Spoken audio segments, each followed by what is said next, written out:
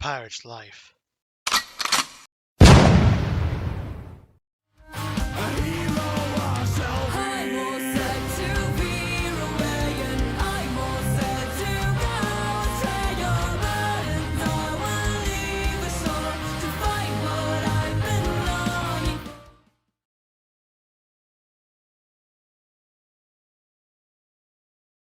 Ahoy there, my hearties! I, Foxy 1989 here. Welcome back to I Wanna Hug the Gator yet again. And pretty much where we left off is when we were run away from Mila and all that kind of stuff. Ugh. I don't like that. I don't like that one bit. But we're going to continue where we left off. Where's my saves? Where's my saves? There it is. But yeah, after we've been chased down by Mila almost trying to kill us, and being stuck in the school for a power outage storm, and we were here in the subway with Olivia. She's right in the subway today. But today I'm pretty excited. For the first time, Olivia's actually joining me on the metro. And that's the first time. We're headed for the city. It's going to be a bit of a trip. For the last several nights, Olivia has been using my inbox to store sketching ideas while her wrist heals. Yes, her wrist is kind of still in recovery. And I'm pretty sure Mr. Yad can make sure she's banned from doing anything about that. On Thursday, she even attempted sending a few left-handed sketches, but gave up after the third or fourth malformed rat. Malformed rat. Then listen a game-changing invitation through our group chat. Her uncle has some business in the city, and he told her she can go do something with the time since it's her car. Yeah, she's the only one who has a license. So she invited the rest of us to join her for lunch at the fancy place. It's got us pretty. It got us pretty thrilled. My speaking today. Ugh. I just woke up half an hour ago. Oh, it's got me pretty thrilled. Olivia understood the order to stay off her hand, but that doesn't make her less nitpicky about wanting to get back into painting. Why do you agree if you don't want to go? Well, it's a trip. The trip to the city won't suck so bad if you were there. Ah, if I even if I really want to start that painting, you're almost done with healing. You're almost done healing. It won't be much longer. I know it. But Yadigan says you should at least wait for Monday. Yeah, that too. Besides, I don't even want to be around Damien while he's... Ugh. Poor guy looked possibly miserable when I picked Olivia up. He was pale and shaking. Even the floor between his feet was left bubbling after a powerful sneeze. Good grief. Someone got the flu good. Ugh. Has it ever been like that? Has it ever been that bad? It happens like once a year. It's one reason we don't share a room. For one moment, he's fine. The next, he's miserable. And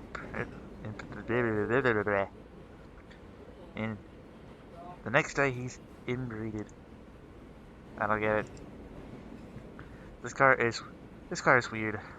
You're right. It's every day. Yep. This is even my this this is even my seat. Right next to the right next to a folding accessibility seat. What? Did you start counting for me before even we meet? Heh, maybe I did. Oh, I saw that little flinch in the bird.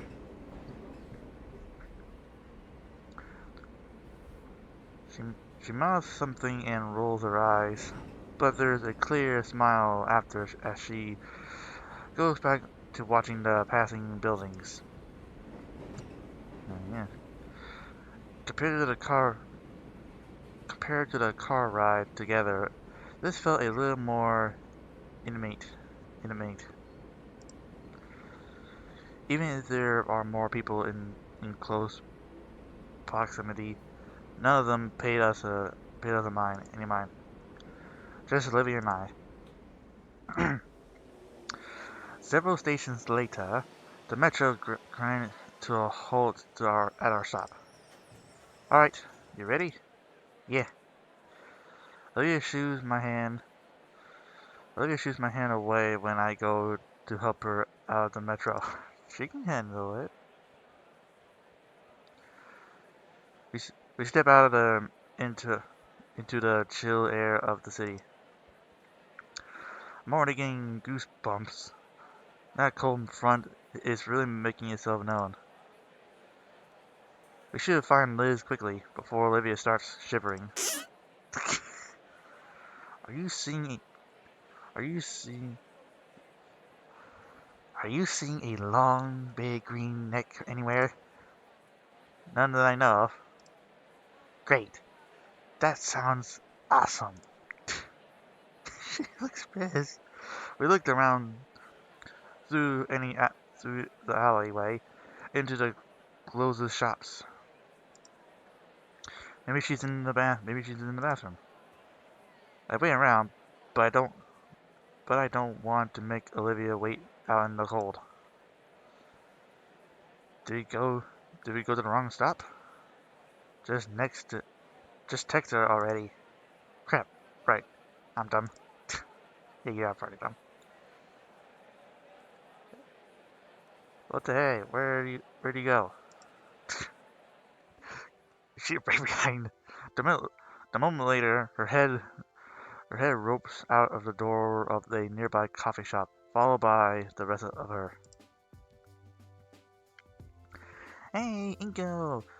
Hey, Ingo! Glad you guys could make it. Yeah, just got confused. Didn't know you were being in the caf there. Really? I've been there the whole time. I messaged Damien. I went into the escape the call, and he's not here. Where's Damien? Oh man. Oh man, he got the nasty sick right before we left. He couldn't make it. But, is he fine? He'll be fine, I think. Alright. Okay. Alright. Oh. She was hoping for David to show up so they can have a double day. I get it. She really loves Damien. How cute. Well, that just threw a wrench into all my plans now, doesn't it? We can still have fun without him, right? Yeah, I know. It was just, well, I was hoping between the four of us, it'd be like a double date. Yeah, I called it. Yeah, Damien and me, you and Inko, all together for a fancy lunch. Liz, Olivia and I aren't. Oh, oh. I'm sorry, I just assumed. Boy, this is embarrassing.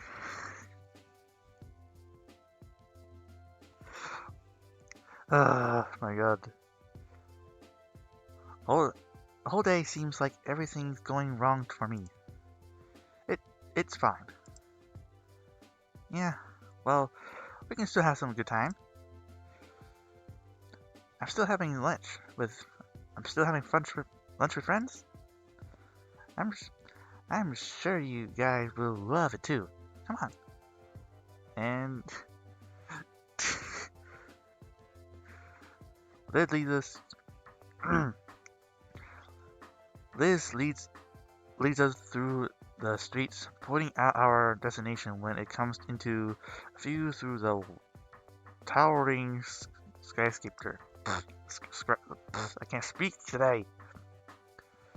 The building is the building. The building is more akin to a narrow spike aimed skyward with a large disc-like room building near the tip. Okay. And you see that spare near. You see that, and you see that space near the top. It's the restaurant. They built a restaurant on top of the building? I did not know this. Now I know now. Actually, I should probably look that up.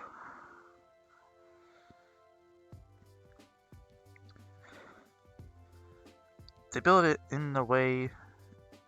They built it in the way that that. They built it in the way that the whole thing slowly rotates. So your view changes while you eat. Wait, it rotates? I don't know about that one. Wait, that's right. Okay, yes. You can see the whole city. And you can see the whole city, the ocean, even the mountains. Whoa. And I'm starting to agree with Olivia on this part. I've gone there. I've gone here with my parents all the time as a kid, and I always daydream about bringing friends and important guests there, and well, business type stuff. This will be my first time on my own. Well, you know, yeah. And now Olivia is gone. You see, there's even a. Whoa, hold it. We lost Olivia. We turn around to check our Gator friend, who's a bit further behind the grimace.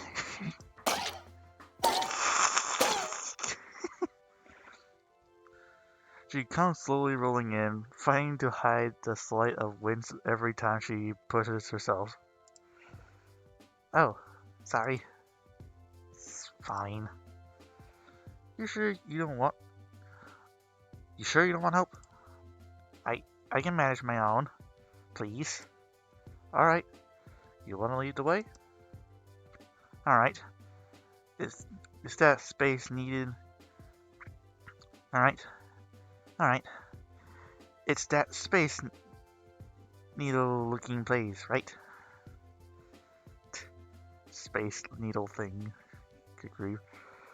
She rolls her head, and Liz and I fall behind, continuing our conversation. The restaurant is an impressive sphere. The restaurant is an impressive sphere, with the actual seating area 30 floors or so up. After Liz verifies her reservation, we let into our special elevator with a glass front. After a minute or so of rising above the city, we stop and the floor slides open to the review the restaurant. Oh wow, that's actually kind of nice. It's a circular room with a seating by the windows, and in an inner ring for bars, and the kitchen, making the center. Definitely definitely carefully, definitely a carefully crafted place. I wonder if it be that kind of place my parents would bring me to. A waitress greets us and leads us to the table by the windows. One of the seats close to the window is moved so Olivia's wheelchair can fit by the table. She approaches the space. She, she approaches the space and stops. Oh, she's afraid of heights. She looks down out the window. Can, can we switch? Can we switch seats? Afraid of heights? Shut. All right. I'll be shifting the seat over so she sits instead of the Isabel.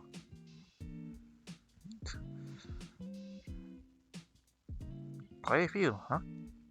Quite a few, huh? I can see why I make you squirmish, Olivia. Heights also scares the living daylights out of me. What? Are you afraid of heights, Liz? Well, yeah. Isn't everyone? What?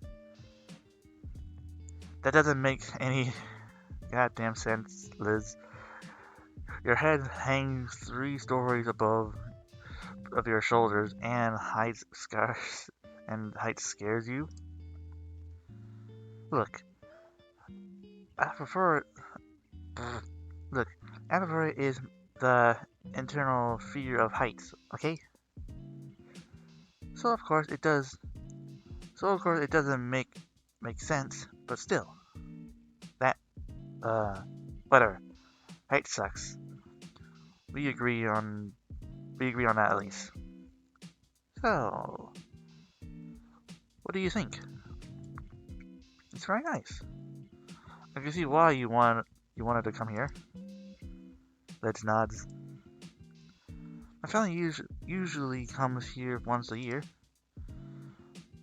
Uncle Various has Uncle Various has to remember to bring along a letter from the owner saying he's fine to let in.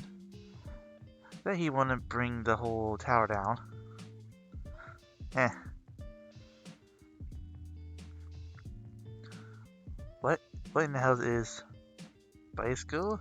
Basically. Olivia's looking into the menus, right? We're here to eat. Lobster biscuit. It's a lobster tail in a creamy kind of a soup. That sounds so good. Why is this gonna make me hungry now? I haven't eaten lunch yet, so I'm upset now. Then why not call it? Then why not call it the? I can't speak. Then why not call it lobster soup? Biscuit is a stupid word. I looked down at the menu myself.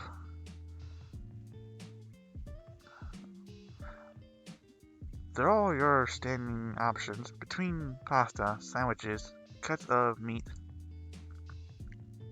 somewhere in quality things, but I actually like trying those. I guess I'll have nope, double triple cheeseburger with pineapple sauce. What's wrong with you? Chicken pizza, the chicken is the crust. Wait.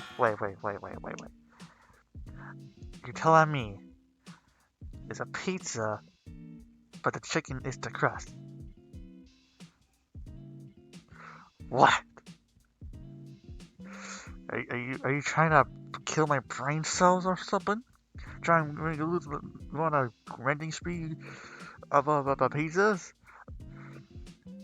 entire cow leg. Huh. Nervous situation.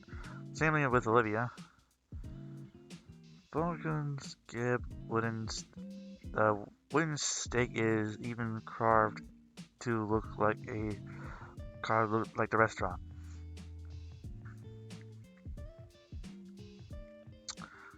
And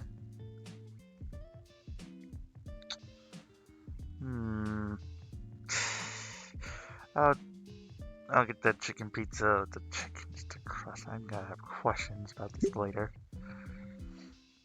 You sure? With onion rings. If you want it. I'm buying. They serve breakfast all day too.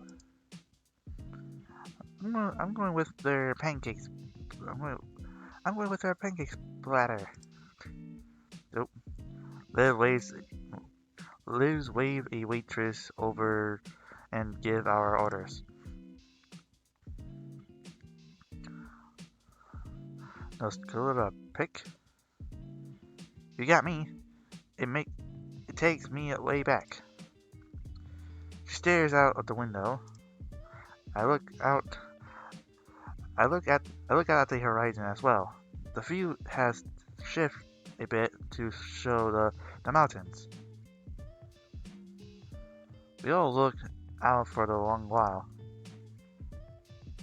Maybe a bit too long. Ordinarily, this would be around the time Damien would say something that kept the conversations going. All right. Oh, right. He's usually the one that brings us all together. Yeah, this is strange to think about, but Liz and Olivia aren't really more than acquaintances. But during lunch, it's Damien that always makes sure everyone else is included in the conversation. Nothing comes to mind. I don't think I make a good Damien. One moment, please. Oh boy, where are we going? Oh, that's a nice looking bar. I ring Damien up in the hallway. He's sick, yes, but hopefully he has something for me to use. If he picks up, please. Yellow. Oh god, it's Finny. Oh god, here we go. Finny. I want to talk to Damien. Nah, he's out right now. Mom's with him in the backyard. He's puking his guts out into the bucket. Why? Pest control. The pest control guys buy it from us for $50. For $50. Gross. What do you want? What do you want from him? What do you want from him for? I can tell him when he comes back in. Oh, why not? I want to know how he always keeps our friends group so lively. Like, I have a concerning small talk. Just bring up movies or something. Ew. No, movie sucks. Nobody actually likes them. You're touching dangerous waters, Finny. You're very touching dangerous waters. Ooh. I'm afraid what's next. What? I'm playing Fortnite. He's lost. He's a lost cause. He's so lost. I play Fortnite. I'll turn it down so you can hear me. I heard what you said. It's just dumb? What is? Yeah. There's a pause for a moment. Movies always sucked. Like they started in black and white and without sound, and any never really got better. Even the peak in the 70s, they only barely became watchable. Have you ever, have you, have you ever even watched Godfather? Dad made me watch the stuff, and it just sucks. No, you probably just didn't get it. That explains the whole plot to me, in and outs, and it really was really just mid trash. That movie won honors.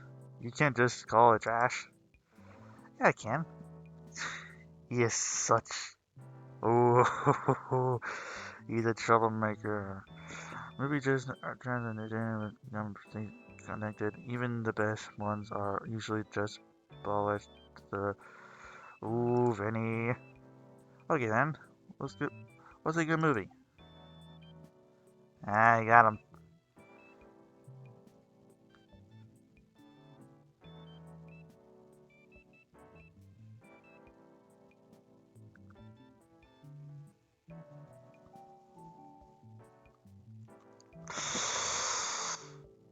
Oh, he's. I shouldn't say that comment. And a Mr. B about storytime animations. Oh, ugh. Oh, you gotta be kidding me. And not any popular content of use provide more value for your time than classic of old people. You are. Those aren't even movies. They move and I watch them. Not the point. You're. I see if you could ever think about competing at the slow select of Star Wars of Godfather Banner of 2049. Movies are the massive pie, but even they can sometimes make something. These are billion-dollar franchises. Millions of people would disagree with this degree nonsense. Oh, oh God, you little. And oh, oh no. Oh no, he did not. Finny, you little. I'm going to. Oh my God. What? Who is this? Oh shit. Time to go.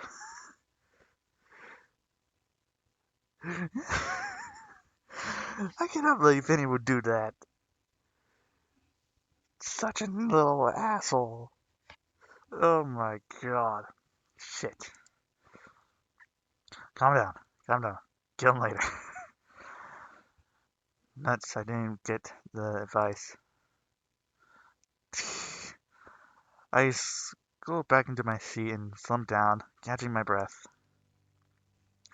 Uh, whoa, whoa. You're right.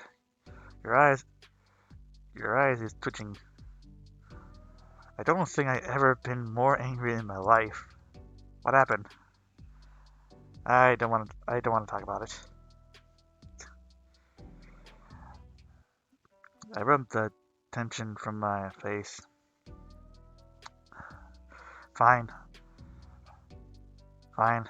I can be a good Damien all by myself. So, Liz. Yeah? Oh my God. Oh my God. Okay. Yeah? Oh. You mentioned when we first met you wanted to be an art dealer. Getting the right people the right paintings, right? How's that going? Oh, yeah. It's going great. I just got accepted to Marshall and you actually. Oh, snap. Yeah, I finally got everything all I worked out for myself. I'm going to hit the grounds running once I've graduated. That's pretty cool. I'm still figuring that I'm still figuring things out. You too, right, Olivia? I only got short-term goals right now. But I'm, but I'm, but I am interested in what Liz was talking about. Right. I'm sure it wouldn't be a problem for Olivia to replace the stolen painting. But what was annoying was having a contact the treasury and animations about the broken cabinet. I mean, what even happened?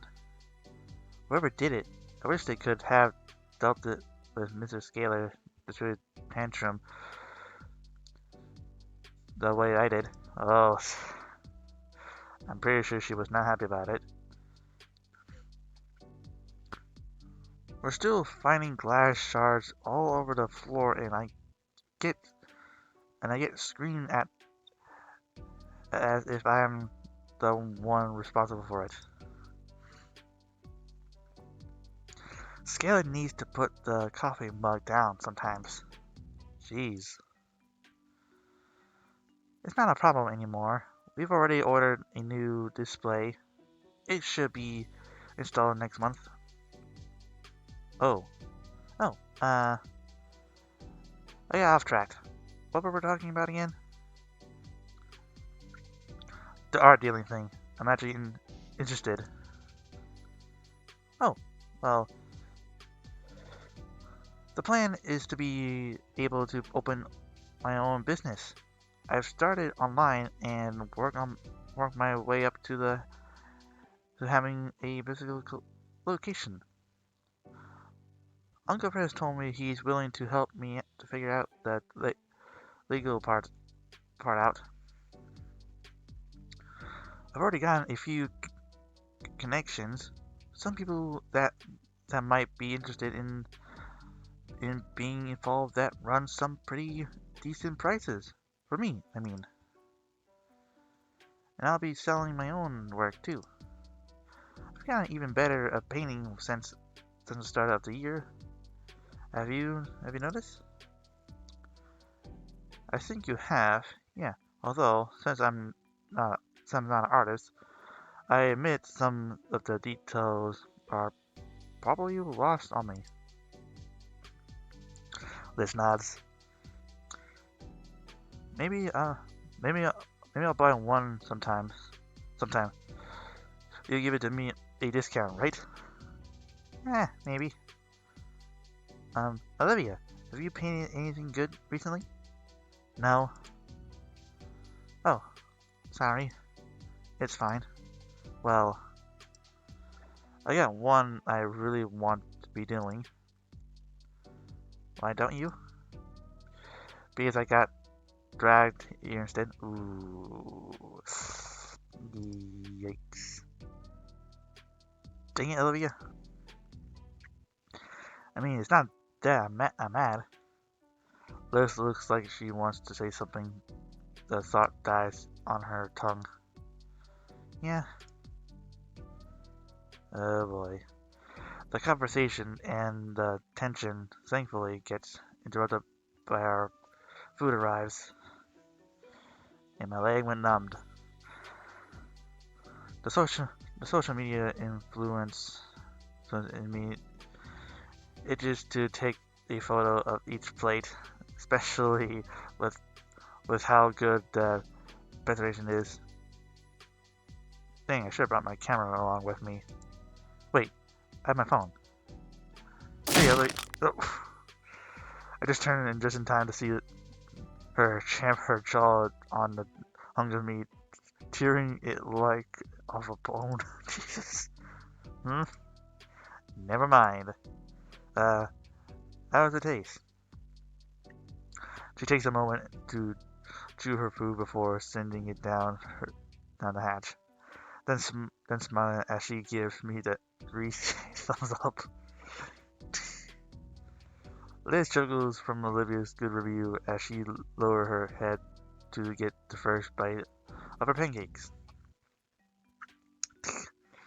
Given that her neck is making the movement equivalent to doing the happy dance, I'm guessing that the pancakes are good here.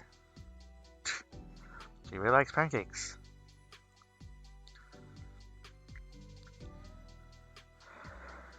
My view had changed again, and now having noticed it, I could almost feel the slow rotation of the room. I savored my I savored my onion rings while watching Volga bluff pan right by us, taking in the amazing view. My thoughts reached for my camera, already including the restaurant's rotation with the proper settings of captured the full 360 panorama I could achieve. And, and a desperate section of my mind recalls the other provision of the city I saw. The one that is now nothing more but shredded debris. Oh, why Liz is so angry? Why are you angry? All of a sudden, say, Liz. The Brachiosaurus takes a moment to respond as she attempts to charm her snout into her glass of water. Ugh, glass, no straw. Yeah? So, you mentioned all about wanting to be an art dealer and to be a part of that system. I guess it could be cool if we work together. Come again? I don't know. Just seems like a decent idea. No, I get you. Now it's Liz's turn to pause for her food. Sit upright and carefully tap the napkin on the closed lips. Hmm, maybe, but I don't think you want to do that, honestly. Oh, no. No, that'd be cool. I like that. Oh? Um, yeah, maybe. I'm not sure. Not sure? Yeah, I'm trying to get this whole thing off the ground on my own. Without others, without others' help, right? Like how you feel about your art stuff. That's different. The point is, it's important to me that my start as success attaining as possible. But you just said you had connections, and your uncle. Yeah, family is such not a. Olivia raised the iconic eyebrow. Fans, or is it just me? Ooh, Olivia, Olivia, don't even start to make a scene. I I have to do something. Olivia, Liz, come on, guys. Can we just finish lunch first? How am I, how am I making a scene, Liz? I'm just curious about your life once. Well, not like this, then. I'd rather you go back to giving me the silent treatment. Ooh. Oh no. Oh no no no no. What have I done? What's your deal? Damien, Damien and Inca want us to be friends. Here I am actually trying. And what? Am I not worthy enough for you to stuck up? You didn't want any friendship before, or Damien's, for years. It just sounds like a bit like you just wanted to be your friends now because you can get something out of it. Ooh. I wanted to be friends, just not like that. I thought things would be finally start getting good. Olivia, there's a lot of people less fortunate than you. You have the support of your friends, all the offers. You can blame you can't blame me if you just ignore both. This I Let me finish, please. I'm not mad. I even, I value you. I admit it. Even would. Unfortunately, fortunately, gaining that attention and help. I hated it. I know. I know. And I know it was wrong. But that's what I've been thinking for a while. I see all these things you have available to you all these years, and you just take them for granted. I, I just think it was a wasteful way to live. Look, sorry. I I appreciate you guys. After telling after telling to my face how you'd rather to be elsewhere than not here while eating at my expenses, you know what, Olivia? This is this is the most nice I can do for you at the moment because you really don't deserve any else. Liz. Liz sniffs, claps her hands over her mouth. Olivia doesn't respond. She looks down at her plate. Oh, no. I'm gonna use their bathroom. Oh, no.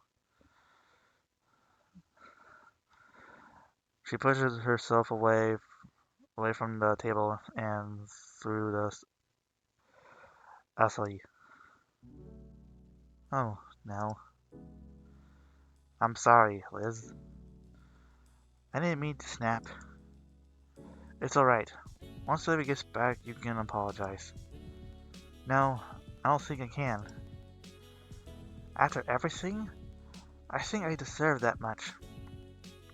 Good God, the the the, the brief was too just getting these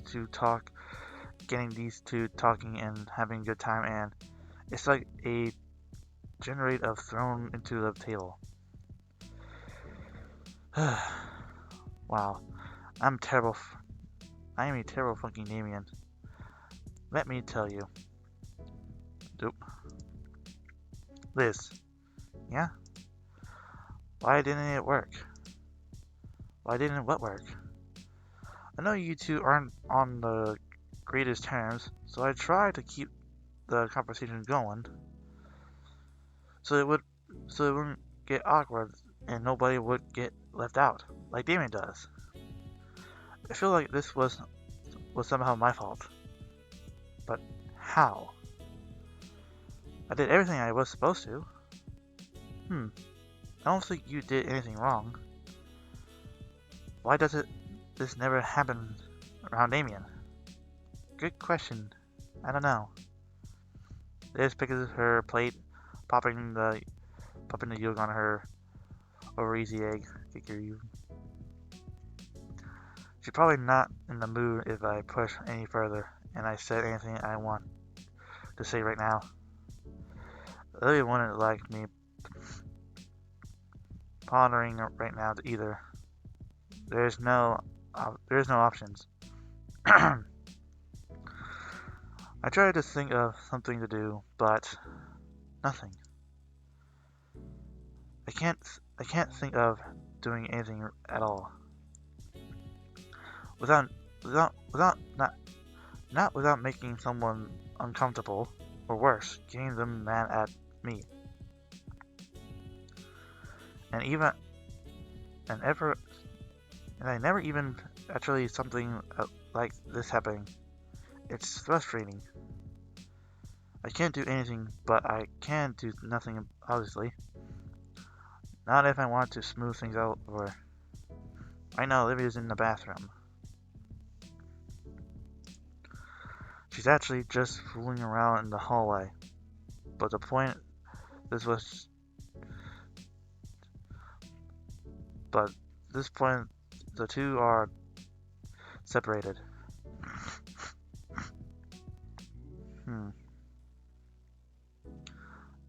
I can work something out. Should I keep trying? Should I keep trying? Then, I don't want to make anyone uncomfortable. I think I'd rather you didn't. Hmm.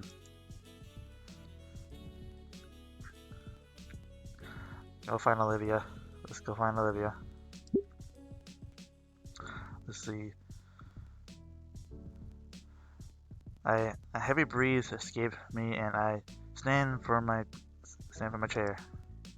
If you excuse me, Liz. Her head, her head tilted considerably further than needed in question. Just to check on Olivia. Oh. She waved me off as I turned away. Okay. Making my way through the restaurant, a part of me marvels at how I don't even feel the room spin. Kinda makes me dizzy, honestly. But it's just mental busy work to distract myself. After all, I have no idea what I'm gonna say to Olivia. Hey, should I ask her how she is? Nico? Well, I'm not this. Well, I'm on the spot now. Hey, just came to see what you're doing.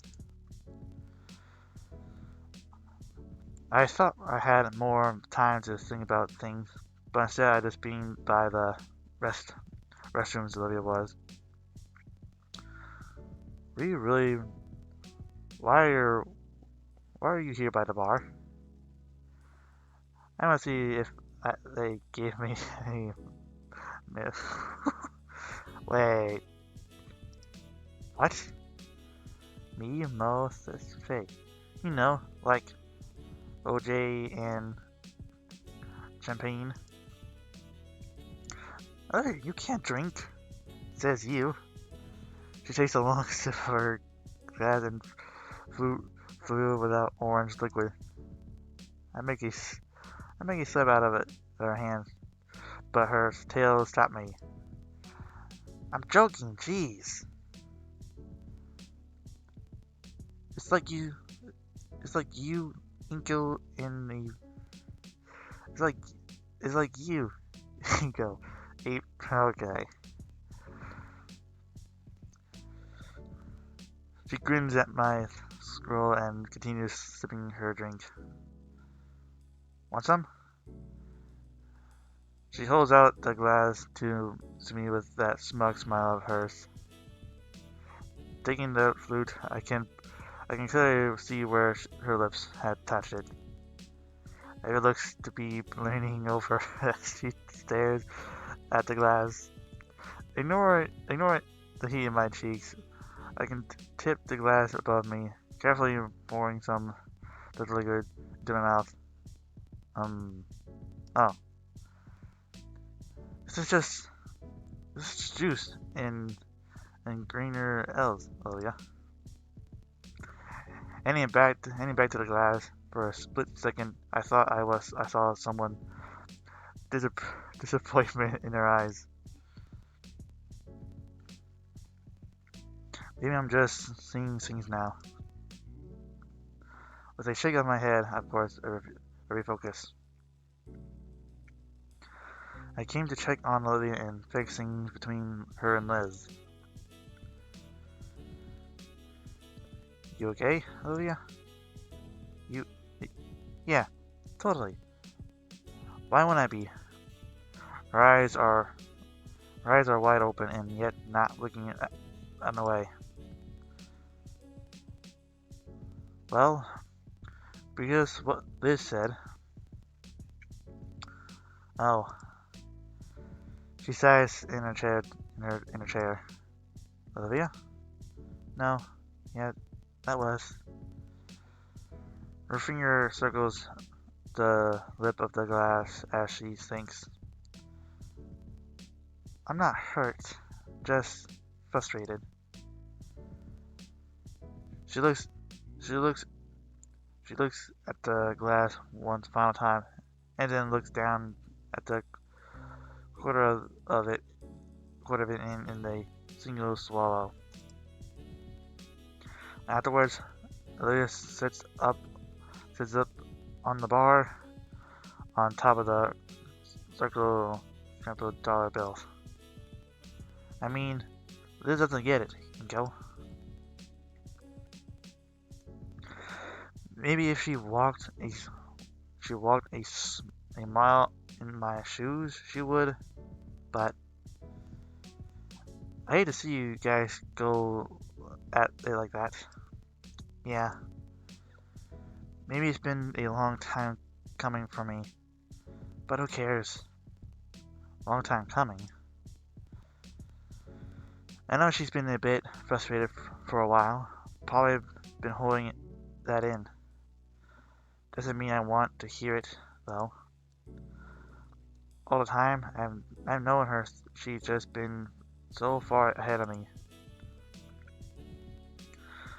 You heard her yap about how her art's getting better. How many connections she had has and how it get her $1 billion or whatever. I'm the better artist, but I don't even know how to start getting my crap together like that. I look at that chance between us and it fills me with dread. It's just jealousy. I know it. It's just been getting worse every time she mentioned further getting further in life, while I can't even convince myself to try. It's different actually getting it's different actually getting her upset at me over this officially. I just mentioned being someone she considered a real acquaintance and she blows up like that. You want to talk about it? No. You sure? Is it is that what you wanted to see me about? Partially. The other part is that I'm a bit confused. I wasn't expecting things to go that way they did. So I came to see you, to ask for help to make things right. Huh. Well, I'm not apologizing, if that's what you mean. Yikes. Come on, Olivia. Help me out here. Ask Olivia for help. How does she know how to deal with avoiding upset others? Let's go with this. No, that's not it. Rubbing the scalp to my rubbing the scalp to my thoughts flow. I just let my words come out unfiltered. I'm serious here, Olivia. I need some help. I have her full attention now. My words just keep coming. I feel like I did something right, but it went wrong. You and Liz got into an argument, and though it wasn't heated, you got hurt. That scares me. For a brief moment, Olivia's gray eyes widened in surprise. I have a few ideas on what to do, but nothing that won't make someone upset, or worse, get them mad at me. Why do you care about our options so much? Because you're my friends. I want us all to get along and enjoy the lunch we got invited to, but I don't know how to fix it. The only things I can think of will just probably make you guys upset with me. So that's why I'm asking you. Me? Your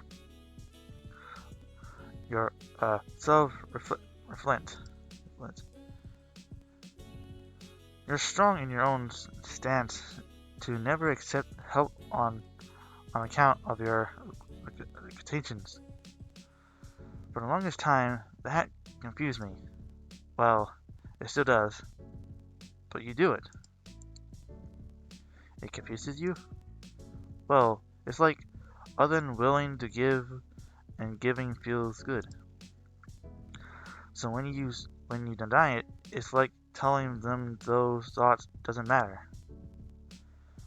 One way to put it. That's one part that I don't get. Even though everyone stands to gain something, for for the sake of your goals you don't accept, you take it the hard road. Saying out loud, I like it. I'm willing to give it a shot. But I don't know how. What do you what what do you do when you are no good options? Wow. Uh well, thanks. I guess. I'll put it in this way. I make I make in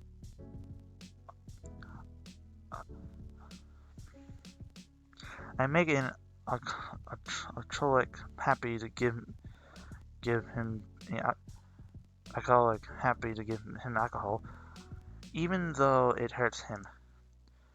But sending him the rehab, that's painful. It's not a happy journey to make, but it's good for him. Absolutely, that's my point.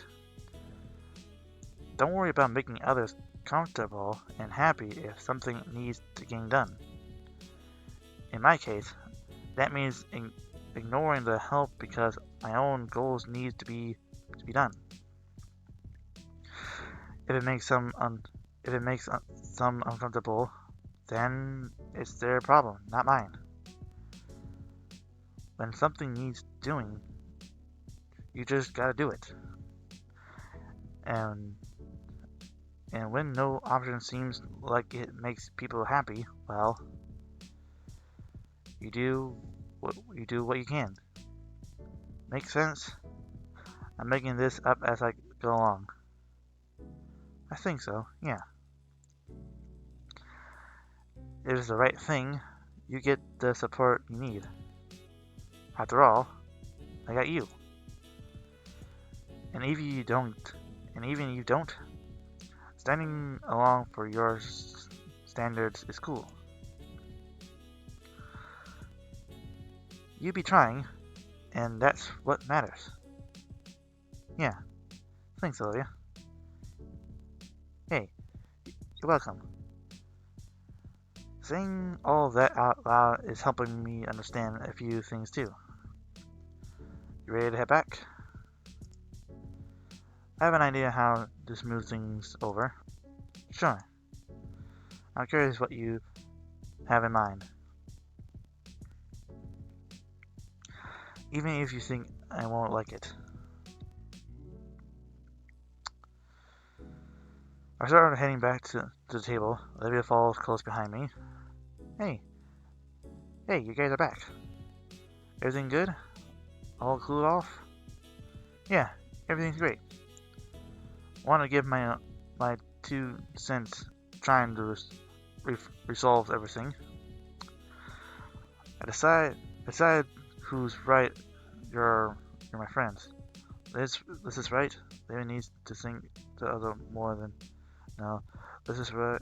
Olivia's right, and this is both of you are wrong. I think that's the only thing to go with. We're both in the wrong. I take a deep breath. I don't really want to have to do this. Watch this carefully. She talked to me about through this, so I can do it. She won't stop being my friend over this. Get over yourself, Inko. Just say what you needed to say. I think both of you are acting silly. Really? Both of us? I didn't know that trying to get you guys conversing would make these sour feelings comes up, and that was my mistake, my bad. But it's just ridiculous. Liz, I get Olivia was a shut-in and didn't open up to you back then, but that's clearly not the case anymore, is it? Uh, that was a question. No, I guess not. No, I guess not. Then what use it holding a grudge? Accomplishing your goals on your own is fine. That's your progressive. But when you say Olivia is just treating you differently because something she has something to gain, you know that's not right. You know that's not right.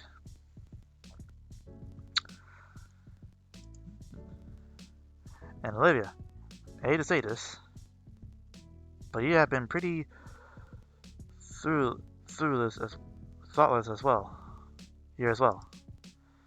This is trying to do something nice for us, and hey, we all get to have a nice dinner in the city, in this crazy place. But then you said you'd rather be home painting. It's not just insulting Liz. It's telling me that you'd rather not be here with me as well. I love how much you've opened up to us, Lydia.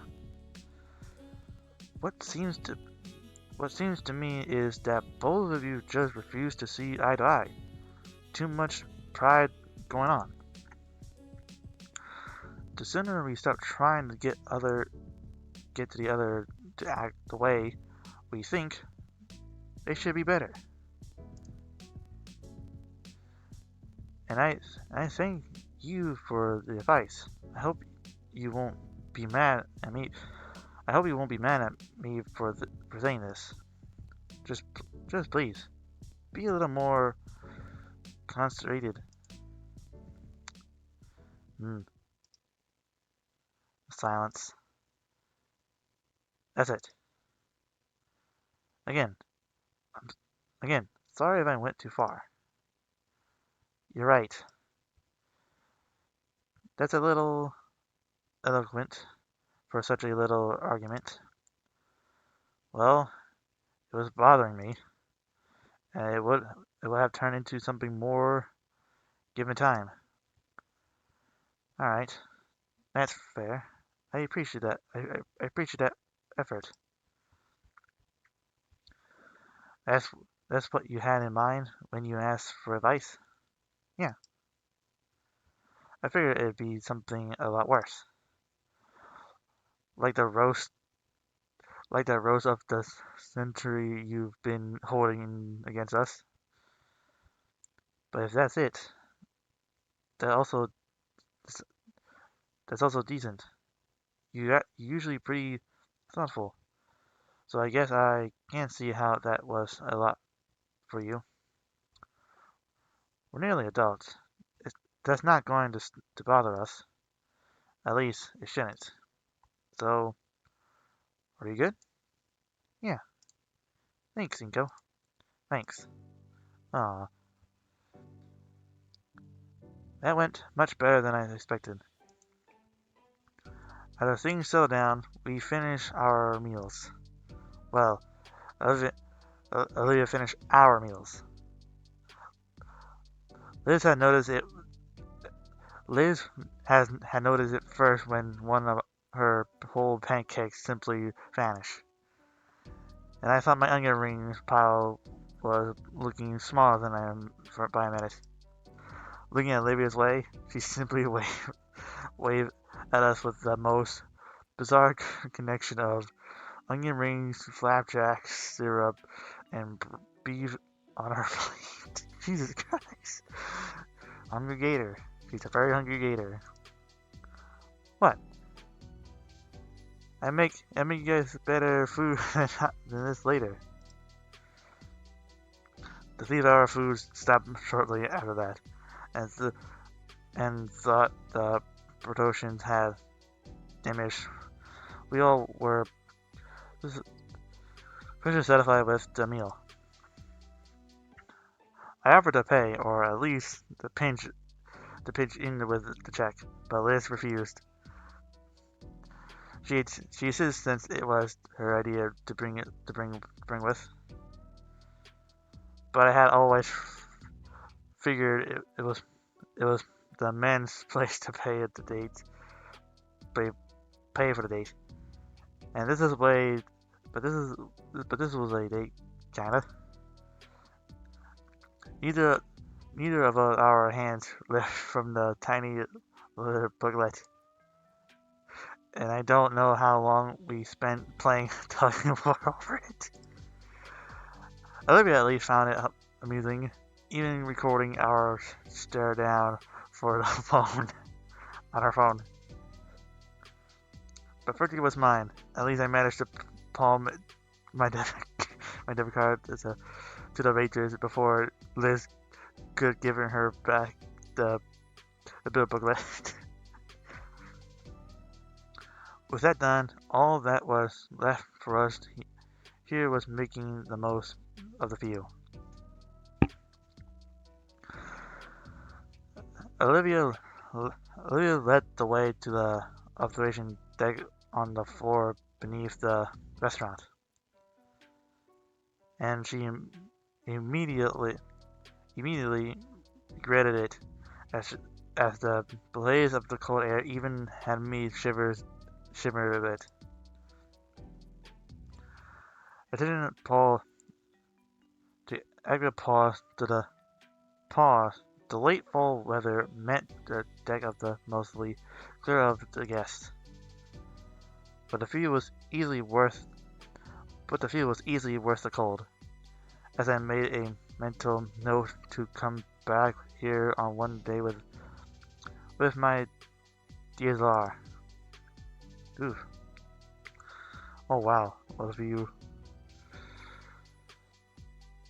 We slowly moved to the railing so we can fully take in the skyline from the bluffs and out towards the ocean, along with the city's skyscraper that were dwarfed by the spire. And as I scanned over it, I doubt down on mental notes, because seeing Olivia's so hooded by the beautiful view is. Brr, I don't get how you two can stand this temperature. That doesn't look that cold. All she's doing to rubbing her arms in the thither manner. I'm gonna be in the elevator, guys. Okay? Her heads moved next to Olivia, and their hushed whispering shared between them. Oh boy. Finally, Liz, her body turns to and turns and leaves. Her head falls shortly after with a beaming smile. Olivia? Don't ask. Her eyes remain on the horizon. Maybe this is a little colder though, as Olivia's face slowly turning red. Summer's up? Well, her eyes trail down and her hands raise up until she carefully explains her wrist. I watch as she carefully tees her hands, wincing ominously as she slowly flexes and rotates her hand. About the painting. Not until you're better. I know. I've been thinking about it.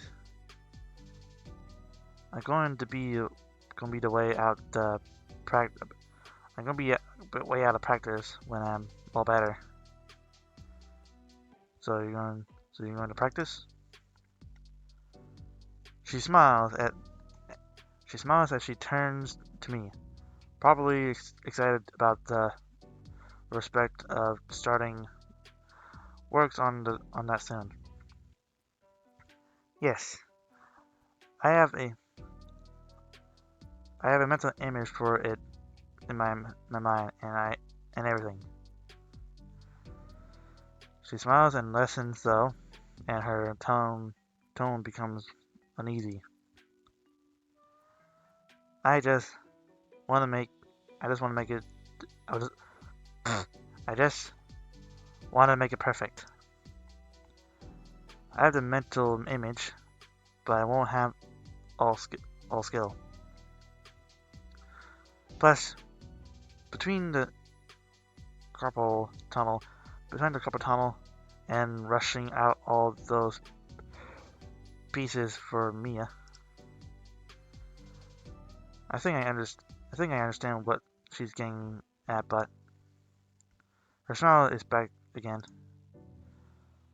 Once I can paint again, I need time to practice. I want to show Mr. Yadakin the greatest piece I can create. Do you need anything?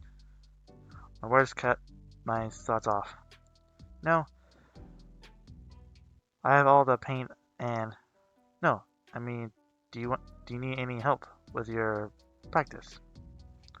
Her face glowed red again. Maybe. Aw, ain't that cute. Well, I don't know how much help I can be, but what with my complete lack of painting talent. But otherwise, yeah. I'll do whatever I can for you, Olivia. I promise. I commit it with a smile and thumbs up. Thanks. Aww. I think we only stood out on the viewing deck for a few more minutes after a freshly cold draft had swept us over us.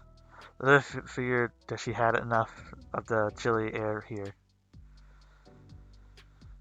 We made our way back inside the elevator station, where Liz was standing idly. Oop. She and Olivia looked at each other for a moment, and there's a bot fight. I shouldn't have got the little motherfucker. Wait, for a moment. The two held their stare locked onto each other for about half a minute before Olivia looked to the side. So, what is there to do here? A lot, eventually. Once we had gotten back to the dream of Trimia, Liz had taken it upon herself to walk us around the entire block. The whole area was like a miniature theme park, with a lot of street vendors selling tourist trap gifts. We spent the rest of the day just wandering the city park here, enjoying the late fall day of the best we could. Eventually, the sun sunk below the horizon. Mr. Ferris found us. I had forgotten that we'd come here in the first place because a businessman of his. Liz and him waved us goodbye as they broke away and headed for the parking lot. While I pushed every tired Gator girl to the metro station, I don't think she minded it much, honestly. But as she clutched her tail, after she clutched it to her chest and used it as a makeshift pillow, she looked so sweet like that. As a perfect background for my phone. She must never learn of this, though, because I don't think I survive, but it'll be worth it. Oh my god. Ay, ay, the silence. After going home that night, Olivia texted me all night and, well, into the morning. We ended up talking about all sorts of things. Media, our art, various shows, just about everything. Never seen her that excited before. For someone with sore hands, I'm she sure types fast. And for someone that doesn't much like talking at all, she sure types a lot. I certainly can't. I certainly can't keep up. Tired. And then, and when she didn't walk, and when she didn't want to talk, she sent more doodles and sketches. Sleep wasn't really an option on my end either.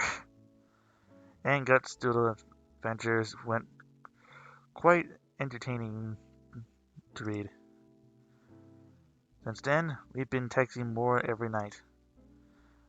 Not as much, since I need to do I do need my sleep.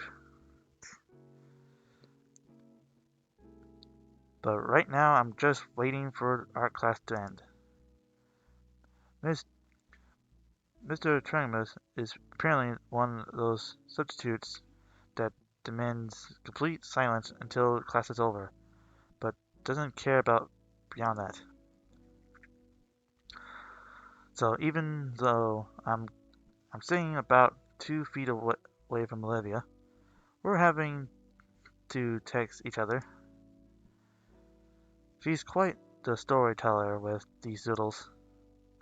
Like right now, as she tried to keep up with the tale of Guts' writing a what? What's he writing again? Typing. He's pulling the main golden from Gunman film. Ah, a giant robotic, a giant robot from one of the shows she's been wanting to us watch it together. I mean, we would. I totally want to. Just Olivia and I sitting side by side on my couch. Maybe we're getting tired. We start. Maybe as we start, we're getting tired as we started learning against each other. I could even offer to keep her warm. Just glitter. Whoops. Catching my phone on the physical of my desk. I see that Olivia had sent an even more detailed version of the previous Guts drawing. Oh boy. Oh, that's lovely. And this is why, for how dumb it is, Finn is still fun to watch. I don't get it. You almost didn't get your phone just now. If you watch it, you would.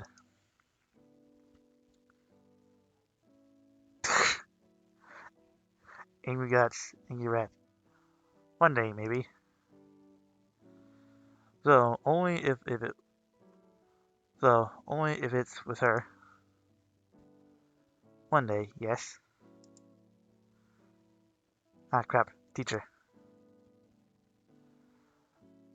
Don't want to lose my phone. Okay. Oop. After a couple minutes without any alerts, I accept that the Gator girl really is done for now. With a quick look at the clock on the wall, I figure I've got a few more minutes before I absolutely must hide my own phone. Yadkin's been out for a damn botfly and running around my face he's like meow meow. It's annoying. Yetican's been out for about a week and a half. So we've been stuck with Mr. Drungus. Apparently, he doesn't like electives. I swipe back, looking through the pieces she sent me over the last couple of hours.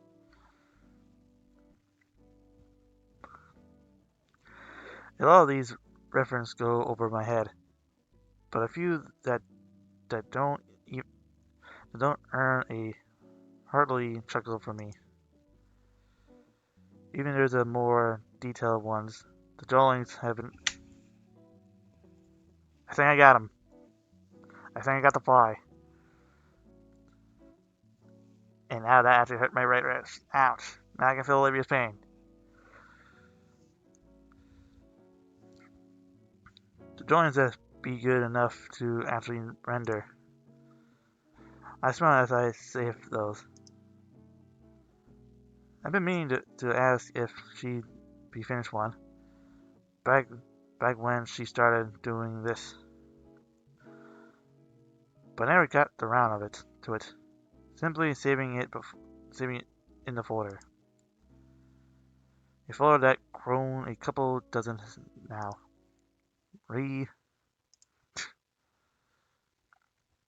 No. Would Drummer Corpson please come to the office? Please come to the office. Yep. Thank you. Click.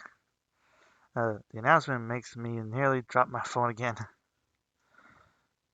They've been going all morning, just calling random students to the office. A buzz from my phone has me check it again to see another message from the Gator girl. Never mind.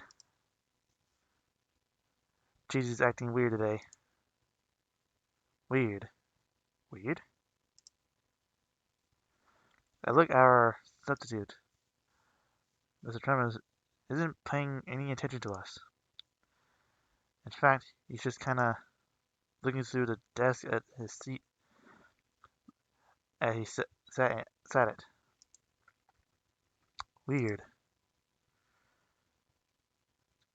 Same here. I think it has to do with the office thing. I don't know. I was thinking of it was the short of today maybe. There was another thing. I think the entire class realized something was up with how fast the class periods were going today. You dropped your phone! Now there's a crack on it! Ah, man. I look at my phone on the floor, then in the corner of the screen chipped away. I picked it back up before any of my classmates can step on it on their way to the lunch. I also just noticed that Ben wasn't here in the class either. Oh, there's like a little chip and cracks. Hurry up. Short day means lunch is early. Heading to the lunch, I realize I'm actually not that hungry. Strange. But I guess it's the until clock thing. I'm just so used eating at the same time every day. Yep. Oh, it's actually a lot colder out there. There's snow out there. Looks like I'm not the only one. As usual, the war zone of the cafeteria has expanded to spill into the surrounding hallway. It's loud enough to even cover up the continuing announcements. Correct. Thank you. Click. Mostly.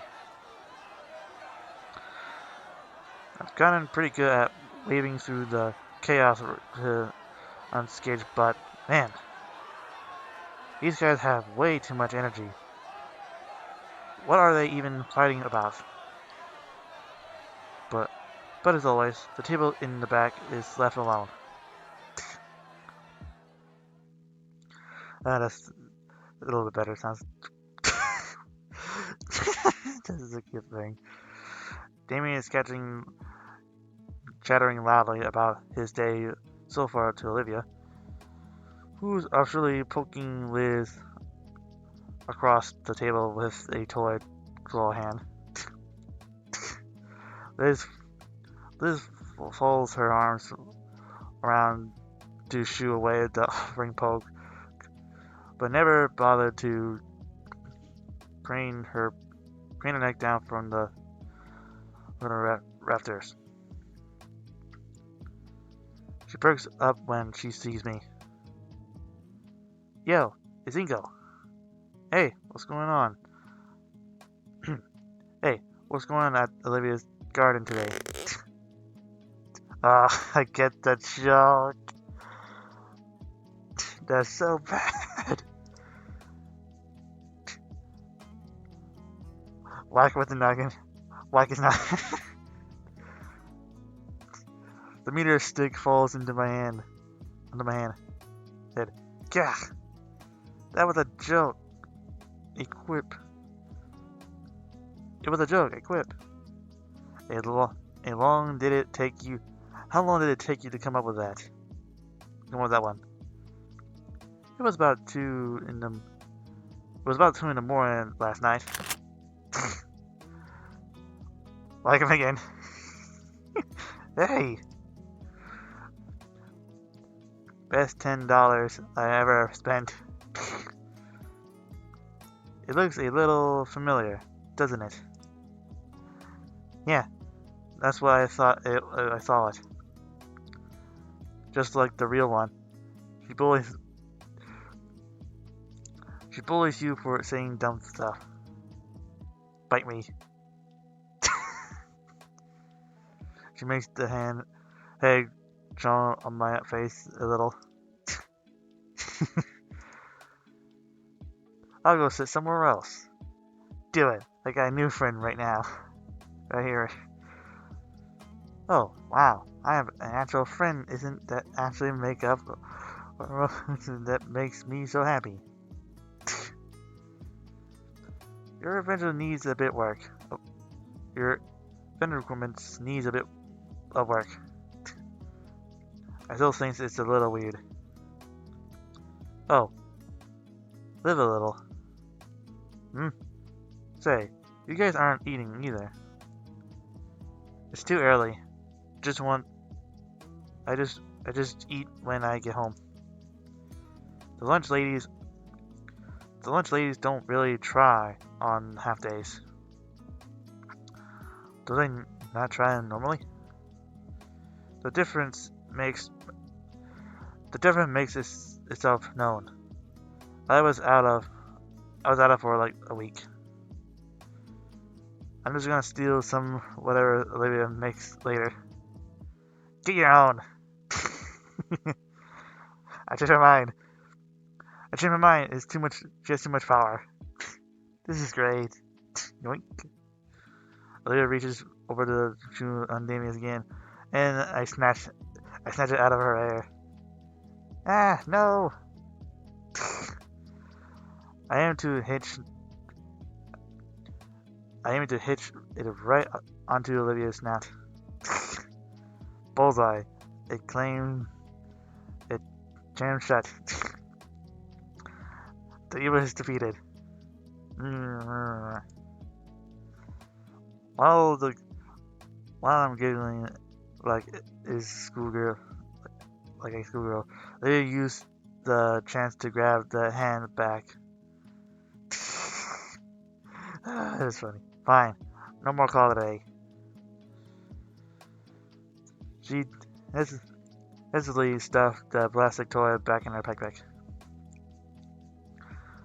After some more small talk, Damien's attention wanders towards Liz, who seems to be lost in thought. Hey, Liz. What's in your head? Oh. I was just thinking about how early today. I was talking to the Bristol Scaler this morning while running some errands for Stuco, and she was really out of it. Out of it? Yeah, like she didn't want to hear. Yeah, yeah, like she didn't want to be here today. I tried to pry, but she clammed up. I never seen her like that before. She must have drank bad coffee or something. I don't think that makes people sad, but I can tell you experience it. It just makes you really have to. Up. Looks like I got. Looks like I got a text. Liz pulls out her phone, changing her head down to get a better look at the screen. It's from Ben.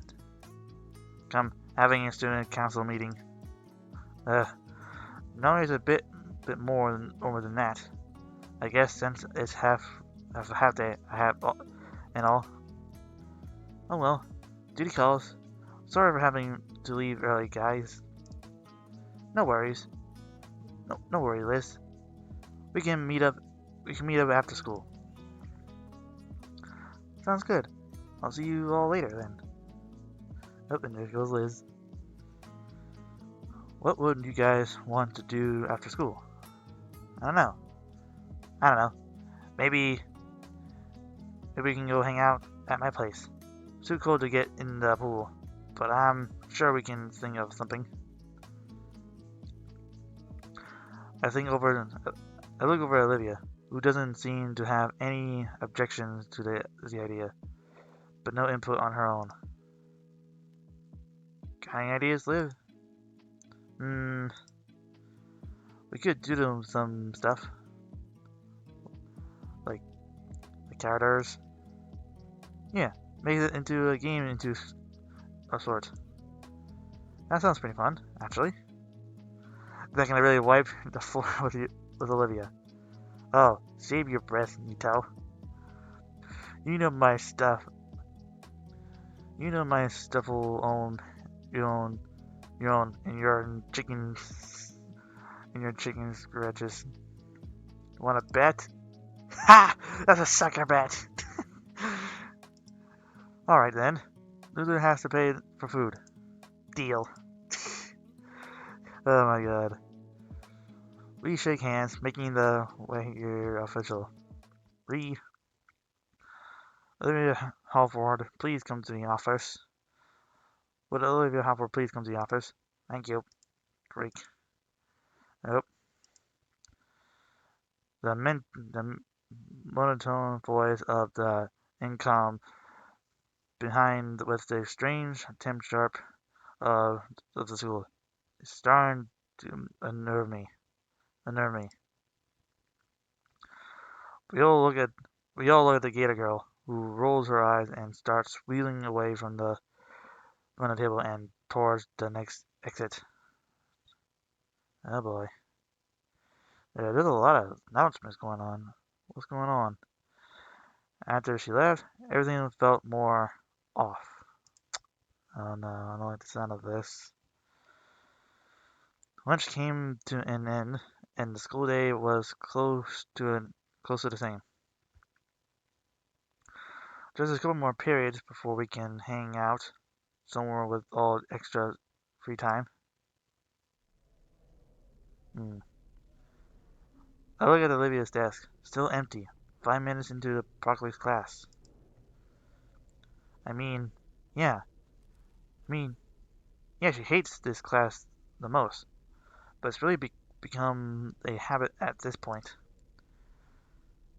Just like how it's become a habit for me to write an extra set of notes for Olivia. I look at the two mostly blank pages in front of me. Like with our own like with our like other teachers, I noticed something off with broccoli. She barely says anything, instead just asking us to read the chapter on the Great War. I do just as asked. And 5 pages in, I can say without any shadow of doubt that was the stupidest reason for a world war breaks out. A bunch of European countries unhappy with it being ruled by the bunch of other than Europeans to all that all allies into the agreement. I'm really starting to make sense of this information. Maybe worse with made worse with how outdated the textbooks are. Seriously, they written so they written so bad it is out of the crime, be a crime. It was for real age appropriate and kind of granted believed not anything bigger than a gathering of the people top from information. With a sigh, I busy myself with taking notes for myself and Olivia. As I do, my eyes continue to wander the classroom. Everyone looks just rated in the subject matter. I look over at Broccoli, and she herself doesn't seem interested in the subject matter as well. Yeah, that thing's bug off. In fact, she's just kinda staring off into space. It's highly unusual, considering how much emphasis she put on proper class focus, and yet there she is, facing out like she's no better than the teenagers she teaches on the daily. I'm almost tempted to raise my hand and ask her a question to snap her back into reality when the room sparks to come when room speaker comes to life. Oh, hold on.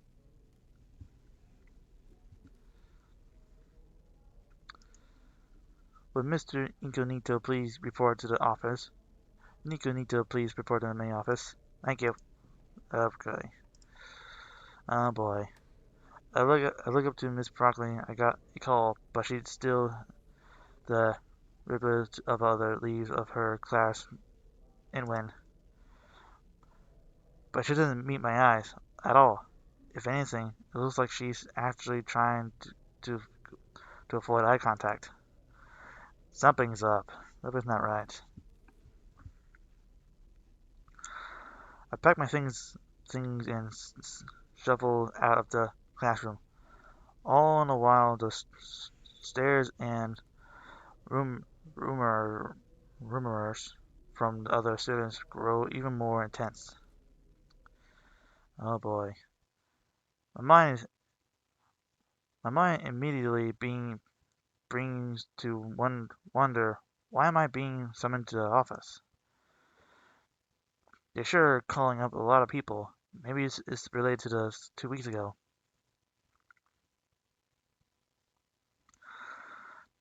The only thing keeping me company on my march to the principal's office is the sound of rubber soles on tile. They must spend a fortune on polishing these floors. It's not long before I notice another pair of footsteps coming from somewhere ahead of me. I squint I squint my eyes, quickly realizing the figure has approaches. It's Ben. Ah, he looks why does he look so sad? I guess the students' council wrapped up their meeting, though there's no sign of Liz anywhere. As I for sure makes his way closer, I notice he has complete expression on his face. Hey, Ben, what's going on? He flinches he flinches as I call his name, and looks around like a lost child before he spots me. We make eye contact for a few seconds, but he doesn't say anything. Everything alright, dude? Not a word. Just kept going. Suddenly he turns away and continues down the hall. A, a, a stinking feeling takes A stinging feeling takes hold of my chest. I almost try to speak up and stop him, but can't. But I can't. But can't take. But can't think of anything to say. I guess I better get going. Something is up. After another minute of walking, I reach the door of the principal's office and find it wide open. This is the office. This is Princess Gailey's office, and she has a cat. Oh, nice. Come in. I step into the. Wait, wide open. Come in. I step in the office and close the door behind me, following the source of the deep voice. Oh, I realize now that is I had never seen that internal of the office before. It's really standard for an office. A long wooden desk, a filling cabinet, a few potted, potted plants, and a couple of shelves for storing sort of things. However, damn the fuck, he's still alive. However, on a closer inspection, I noticed things looked a little more disheveled than I expected. Manila folders are thrown across the desk. One of the filling the cabinet drawers hangs open. The potted plants are either over water or wilting. Wilting. Is, really, is this really Scalar's office? Mr. Nito. My attention is suddenly pulled away from towards the hulking figure standing behind the desk. I can only imagine what the office chair is going through right now. Sir, sir, is everything all right? Have a seat, Mister. Have a seat, please. He mentions to my small plastic chair on my side of the desk. How you been, Nico? Nico. Oh god, I can hear the music. I I oblige his Qantas, taking a seat and trying to suppose my anxiety. I think I'm doing well. Oh, something's going on. I'm not liking this. He nods to himself, holding his eyes closed. That's good to hear. The whale looks down in an open folder on his desk, taking a moment to look over some kind of document.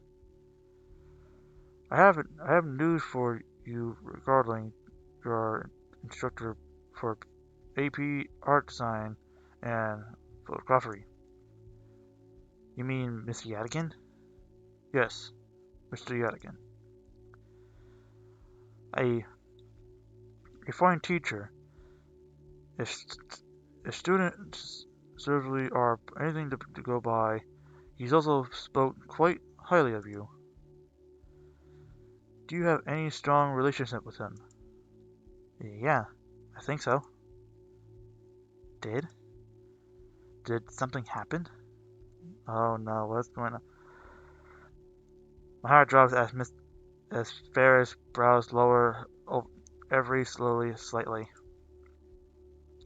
Suddenly, his tone completely shifts into a more cynical. Over the last 2 years, Mr. Yadikin has been suffering from a rare form of trombone that originates in his vertebra. Oh no. His tone is heavy. I don't quite know how admitted he just named like he should put on the doctors responsible for discovering it, but the practice, movement, and worn out features of the uniform undisputable. He by no means of frigid mean, but the dryness he tried to hide is barely considerable. Every student he's spoken the news has taken something more from him. Tensing myself tensing myself slightly to be a trifle as he scanned, that the attempt to reference is lost as he repeated scripted lines just for a few too many times already. He can't muster much more than this flat creation.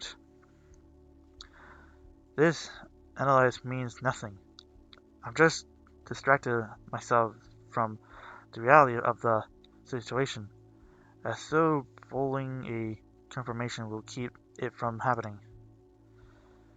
Mr. Ferris noticed my sudden confusion and carries like he must have done a few dozen times already. Bone cancer. Oh, no. No. Mr. Yatkin was Mr. Yatkin was well advised by medical professionals, but the treatment option was available to him, and the district offered him a generous medical level in recognition of his eternal here at St. Hamroad. He turned both of these down. Jesus. The cavity of thoughts swirling in my head makes it nearly impossible to think, possible to focus on anything right now. Right now, all I can do is revel in it. Time passes. I'm not sure how much, but I still can't get a grip on my own mind. Ferris is calmly waiting for me to say something, but I can tell he's becoming uncomfortable. There's only one thing that I can muster that will ask. Why? The whale grins. I wish I had the answers. Jesus. His his inflation tells of his own questions, thoughts. The exchange seems to give Ferris the energy to continue, however. On Sunday, Mr. Yadikin was hospitalized due to complication with his illness. He passed away on the following morning. Olivia was called in. Oh no. Jesus. It hurts. Let's keep going. Counseling will be available for you and anybody else is affected. Sorry. Do you know where Olivia went? No, she didn't say. Oh no. I had to go now, Mr. Ferris. Yes, feel free.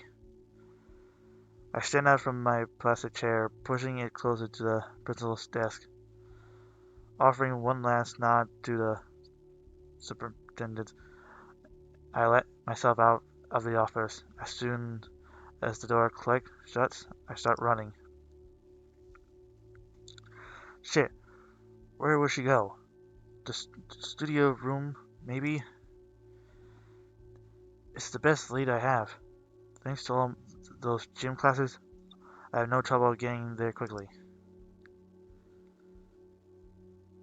My few destinations takes me up the main stairways of the school and onto the second floor. It's not long before I'm staring down the hallway in Yadikin's classroom. I breathed a sigh of relief as I spotted Olivia, sat in the front of the door. God, what do I even say to her?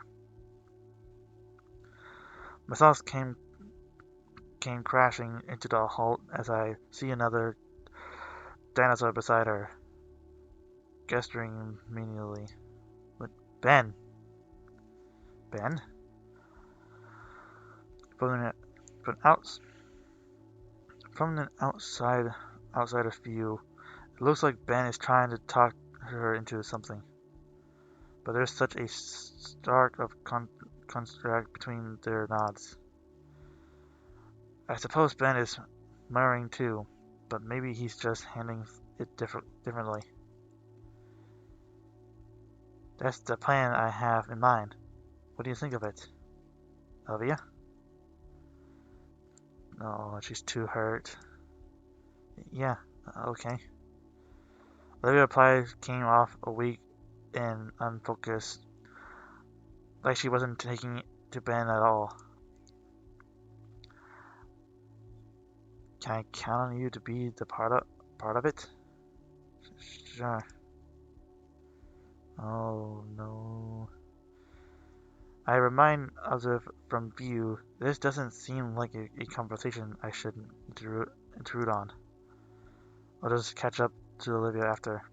Honestly, I'm somewhat surprised Ben is talking to her. No, maybe that's Olivia is listening to Ben. That's so different are being put aside. For once, I'm cruising alongside. I had thought to came to mind to find Olivia too. I wonder, Yadigan was a mentor to teach us. Like, he always be around to help us. But now, all the little things that makes you anxious or aggressive, aggravated are gone in an instant. All that's left is really reality. Why bother with this drastic garbage if if if, if now's not the time to be brought together? Then when? I'm thinking too much. My hands are shivering, something in my heart threatens to fall apart, but not now. Oh, Lydia. Her voice was too quiet for me to hear, but whatever she said, it wasn't Ben's wanted to hear. Olivia, I need to know that you are with me on this. Yeah, Olivia, it's Ben.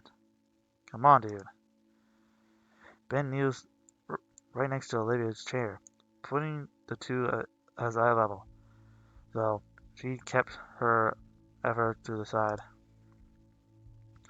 I need to know that you're on this fully. Dude, come on. There's a strange panic in Berto's voice. Please, Olivia. For him. Finally, after what felt like a few minutes, despite only being our 4 or 5 seconds, Olivia looks back at Ban's face and gives him this neat nod. I'm going to take that as a yes then. The Gator girl gives another reply to Ban's words. The only sign that his words had her mind were her hands suddenly, yet gently shaking all the while of her claws dug ever deeper into her wheelchair's armrests. The burglar broke at least. The burglar broke it at least. Seeing the droplets from her eyes drives a searing pain through my chest. My instincts drove me forward, beyond my common sense. I gripped the blue boy's shoulder and pulled him up. Ben. Parzo's eyes snapped up towards me. He makes eye contact with me, despite the expression's contact with his face. Inko, what are you doing here? I want to see Olivia. Olivia's silver eyes finally lift, and the pain reflected in them threatens to shatter my aching heart. Oh no. Ben looks Ben looks back at those memorial eyes too, though his eyes reaction seems a opportune mind smile draws across his face. Inko, hear me out. I'm trying to organize enough for Yadkin. You know, say our goodbyes to him. You deserve it. You deserve it at least. Olivia, me, and you help each other for us much, and while the president rumbles on, I turn my attention slowly on Olivia. As I push past Ben, I take in a knee next to Olivia. Now I level with her. Ben finally stopped talking. I can feel his stare boring into the back of my head. He wanted an answer for whatever he wants just talking about. He answered for Mr. Yadakin. So, is it so surreal to think about it? Think about it. Think about it. To think I spoke to him only yesterday, and today he's just gone. The Aguilary? Yeah, it's the least we could do for Yadkins and his Propolis. He deserves so much more, though. So much. Hmm. Right. Yeah. It is probably feeling what I'm feeling right now. This fight between already and emotions. Yadigan's gone, and I'm still trying to progress it. Trying to accept the fact that he'll never see him again. We'll never see him again, or listen to him again, or get advice from him again. I never get to impress. I never get to impress him, or show him how much I've improved because of his lessons. I don't think I'm ready to accept that he's gone. Yeah, I don't think nobody was ready to accept that he's gone yet. Ben cleared his throat, snapping me from my support and back to my own current reality. I'm sorry to be pushy, but I need to know if you and Olivia are in or not. Ben turns to look at Olivia and he says towards these words. Olivia, meanwhile, continues to stare absolutely and vehemently at a well, almost as if Ben's words were not emitting from right next to her, but these few dozen miles away instead. Ben, I don't think. I suddenly feel a cool, scaled, school-scaled hand fall on top of my own. I turn to look into. I turn to look into Olivia's pain-stricken eyes. They gaze deeply into mine, pleading, begging to make the pain vanish. Oh no, no. What the fuck? This is so sad. I I don't quite know what to I I don't quite know what I'm supposed to do. No, we're not ready. We're not ready. Now you can give us more time. Can you give us more time, Ben? The Sun Council President taken aback from by my words. But you, Livia. His frustration with seem to grow with each second. Ben, look, no. I turned fully to Ben with my hands raised definitely. Ben, listen. We need to do this. For Yadikin. For everyone that cared about him. For us. So why won't you help me? We want to, Ben. Really. But you can't. But can't you see that what you're asking for this way too soon? Damn it! We just found out. His breathing is hanging now, his composure completely blown. At his own pain and painted across his face, as allowed his glasses to slide away from his puffy red eyes. Just Ben. Her voice is so soft and gentle. Her hands turns back to me, her own pain still in her eyes, but also simply true. She looks forward at her own words are more result. Ben, I I understand. The Barbarisaurus boy breathing hitches. You're right. We should do this, and I will. I promise I will. But it's too soon. We I we we all need time. But the clan succeed and allow his fist. He takes a sharp of a breath, his glasses sliding off his face and right to the floor. He's so escalated, so unexpected and deferred that he doesn't seem to care. My free hands find itself on my other friend's shoulder, forming a full link between us. Lily reaches down and picks up the pedestrian glasses, using her sleeve to smudge them cleanish. Ben struggles, his already broken composure frenching further.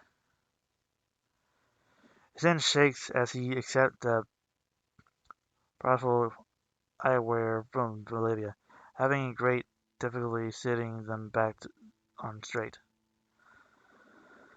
Then we can finally look up from the floor. His eyes are even more raw with fresh pain. You promise? Olivia nods at the acquainted question, her own lips starting to shake as well. Yes, but for now Ben finally gets it. His motion stand is near bursting. Yeah, you're right. Sorry. Ben walks up to me and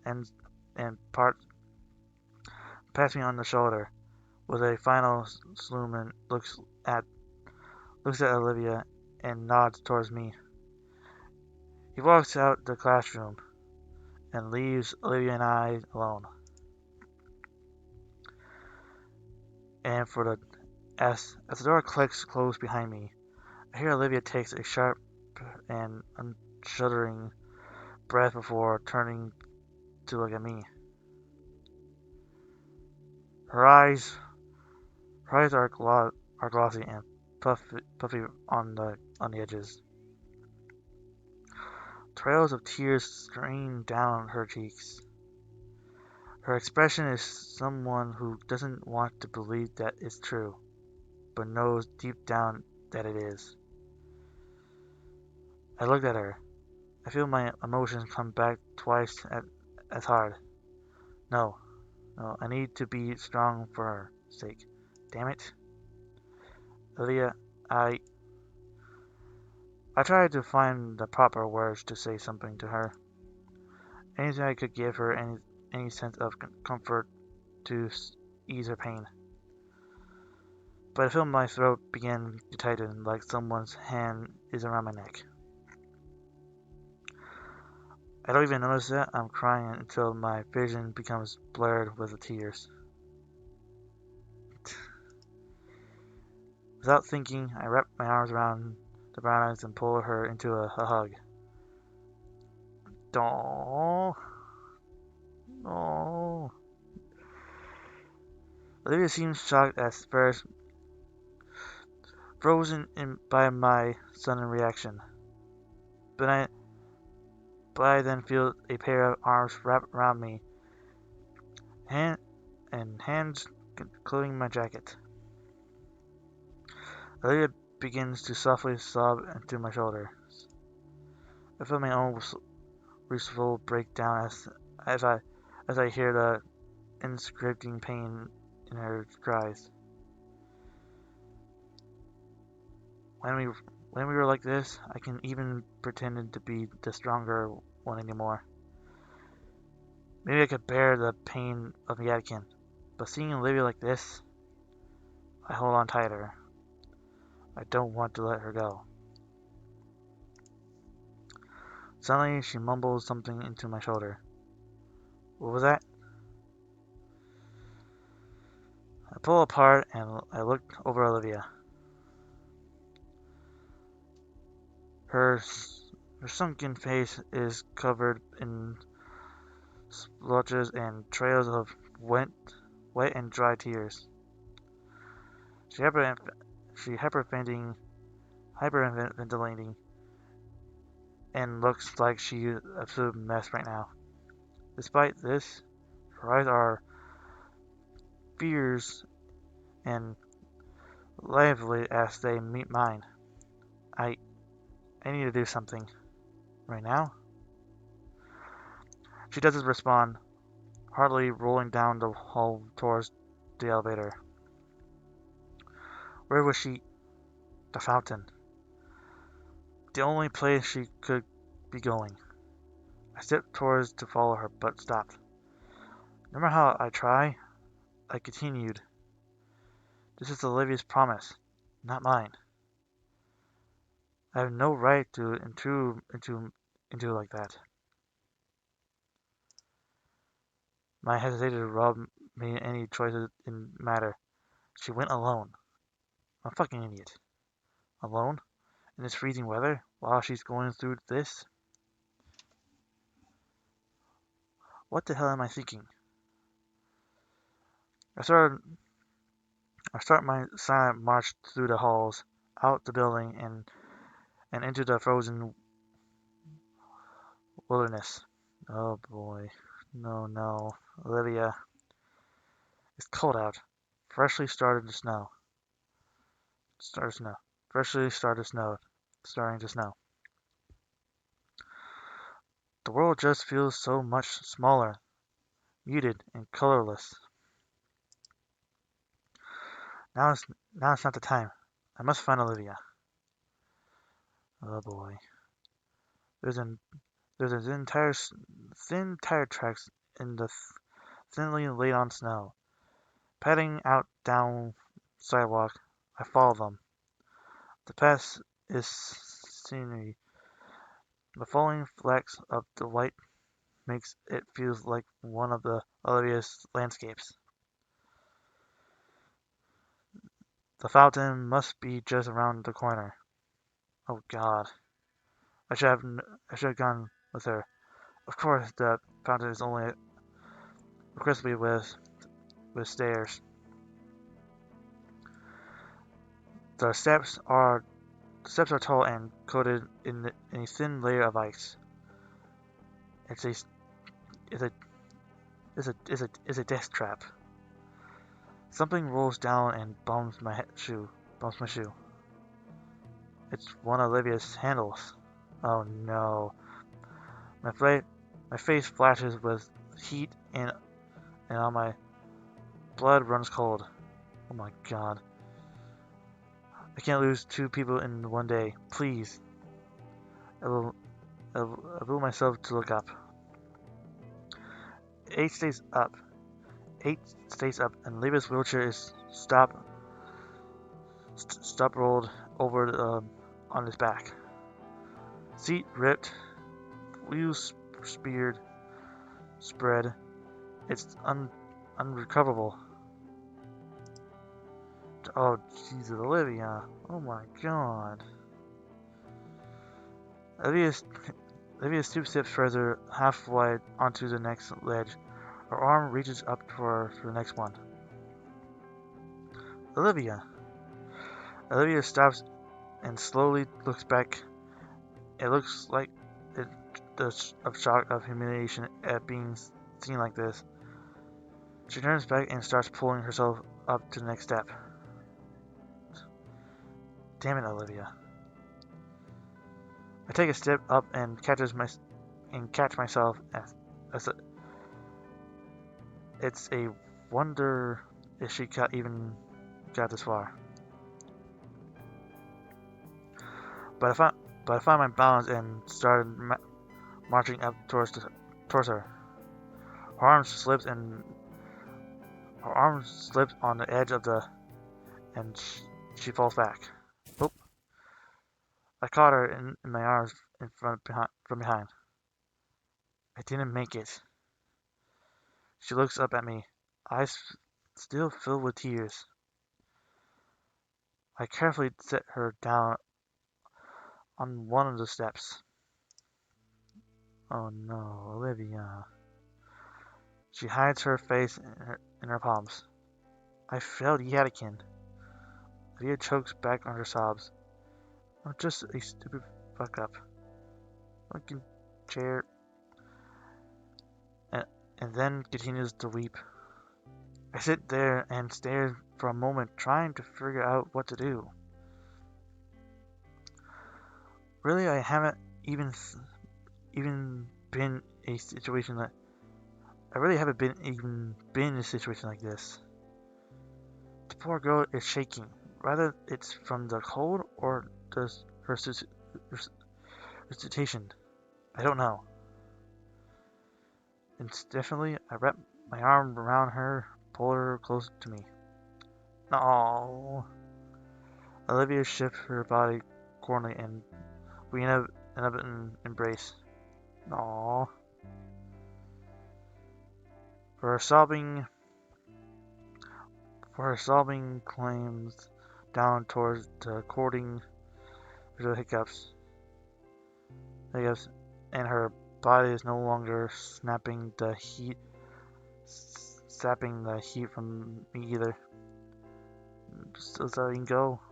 Sorry for what? Everything. Being an asshole, being a failure, making waste of your time on me. I'm just awful. Don't say that. I love you. That's what I wanted to say. Now isn't the time. I'm your friend, and you know that. I'm here for you in the same way you're here for me. Olivia breaks away from our hug. Her face is tear and stained, but she isn't crying anymore. She looks down at her wheelchair. Do you have a spare? Do you have a spare at home? No. I stand up, look up the stairs towards the fountain, and look then back to Olivia. I can call Liz if you want. She can pick us up after we're done. We can worry about your chair then. You're not a failure, Olivia. You're getting to that fountain. I reach my hand down to her. Olivia's confusion errored into a soft smile and she stares at my hand. And then back to me. Come lower. Let me grab your shoulder. I've done this a few times before. Nope. Lean closer and Olivia provides as best as she can. Once more she used her tail as an anchor in place of her legs. It's holding her up pretty well. Never considered it. But that tail must be pretty muscular. Nope. Oh my god. Come on, you can do it. Let's go. I want to make it Yadikin proud. Let's go. I want to make Yadikin proud. I climb up to the next step, planting my foot on the solid ground. Olivia waits for me to stop before quickly move her tail up and then next to step well. And sort of like we're reach one leg. Simple enough. It only now occurs to me how close we are right now. By close I mean I'm vividly cradling Olivia against my side. One another step. Eventually, we finally make it to the top. Wow. That's actually beautiful. I managed to shuffle to her the fountain. You can just put me down right here. Alright. Aww. I gently lower Olivia down and place her on the lip of the fountain. There's just enough space for her to sit alongside of the edge. With with one leg resting on top and the other hanging off. Wait, this is from the same. This is definitely from the beginning of the frame of the loading screen.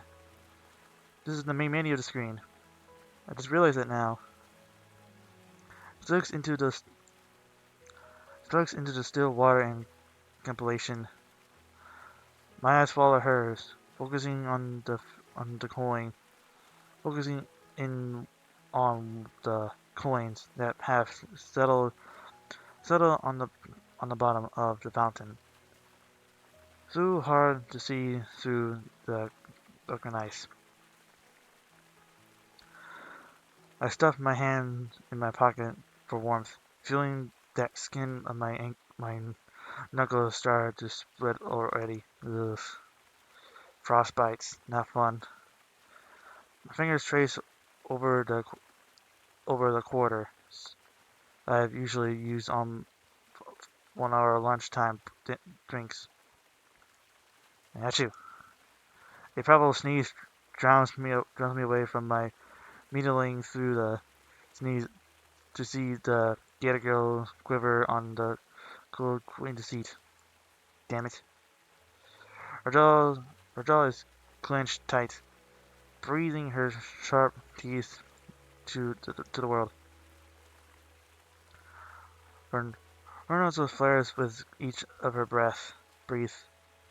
Hot air creating a puff of visible mist. And her eyes are filled with to the beam rim with a fiery rage of salty tears. I wanted to break the silence between us. Ask her for her thoughts. She deep within the thoughts, raging within her mind. Finally, finally having a moment to progress everything that just happened. In the end, it's Olivia that breaks the silence with a single, quiet, decent fill, of course. Damn it. Her eyes shut, keeping her tears from falling. Damn it. A hiss speeds through her lips. I made it. I finally made it, but the thought goes unfinished. She lets her shoulders down, and turns her gaze away from the spotted water. Listlessly gazing towards the afternoon sun that's just managing to peek through the clouds and snow covers the trees. Maybe she's imagining where he is now. But what now? I withdraw my hand from my pocket, holding it open for her to see a pocket of change in my palm. Scanning over the water, focusing before us, I think back to the times I wanted to just this with someone else. I will make a wish. Alia's brows furrow as she glanced off into the side. Her finger grips her hoodie, and I watch as she considers my suggestion thoroughly. Sure, a wish sounds right now. I motion her forward. The Gator Girl holds her hand out to me, and I drop a quarter into her palm. On three, I nod in reply. 1, 2, 3. I wish for our twin quarters flip in the air together. Watch as the coins skywards, crashing through the falling snowflakes. After pegs of the coin seems to pause, just for a brief touch of another, and finally a plop, and with a synchronized plop, both of the quarters hit the water together. Leaning forward, I see the coins even landed on the same side, heads. Wonder if that's double our chance of making our wishes come true or something. A little huff of amusement from Olivia's comment. So, the more I think about it, the more I hope it does. We stay there, looking at the fountain together in silence. That's actually beautiful. For a moment, it feels as time has stopped around us. Is it just me? It's just me and Olivia experiencing the moment together. It almost, it almost makes me forget what just transpired, what we were dealing with, what kind of future the two of us were looking at. For this moment, though, none of these dreadful thoughts mattered. What matters right now is finding a small bit of peace, of solace, a little bit of calm before the storm. That was invisibly coming. A harsh wind chill finally brings Olivia and I out of our thoughts. Hey, uh, sorry to bring super decent earlier. You don't have to apologize for that, Olivia. Everyone goes through these sort of things differently. I know, but I just feel bad. I know I'm not the only one who's sad about Yadkin's gone, but her pause makes me stop for turn around to face her. I can see in her face that she's trying to form right words. Yadkin was the first person who I felt was the role model for me. He didn't just believe in me; he made me believe in myself. Not just for my art, but being able to succeed in general. I knew that Yadkin meant a lot to her, but I never realized he meant that much to her. More than anything, he had to care about me, about my thoughts, about my dreams. In my dreams, I felt, I felt. Olivia's lips tremble as she struggles to voice the thoughts. Normal. Silence. God, I probably sound stupid saying that. I shake my head in disagreement. You don't. Miss Yadikin was important to me as well. It's okay, Olivia. I know how you feel. You gave me some of the best advice I never gotten from anyone, and encouraged me to follow my dreams, like you. I wish I met him sooner. There was a moment of silence between us, the air filled with the mix of specific emotions. I shared a sadness. I shared a sadness for the passing of someone who made an impact in both of our lives, but a sense of thankfulness that he graced in our lives. Guess we both got our issues, huh? Yeah, I guess so. Yeah, I guess so. A fresh breeze of icy air send a shoulder down my spine. So, what should we do now? I pat I pat off the growing pile of snow off my shoulders and head. Let's see. I look at my phone. School's ending in 10 minutes. Do you want to? Do you just want? Do you do you just Do you want to just chill here until then? No plans, no puns intended. Sure. I looked around. Nothing. Nosing a tiny bench for the two stood against the tree. The gator, the gator must have noticed it, as she already holding her arms out for me. I recalled something. A certain pair of raptors. I kneel down, facing away from Olivia. I can feel the icy flakes melt off of me as Olivia leans over against me again. Her powerful arms wrap around my shoulders, clawed fingers digging into my jacket. My fingers locked on together to form a makeshift seat for her beside me. With my passengers secured, I make a beeline for the bench. At least I get caught up in what I feel pressing into my back. She let herself drop onto the bench, uncatching for her landing.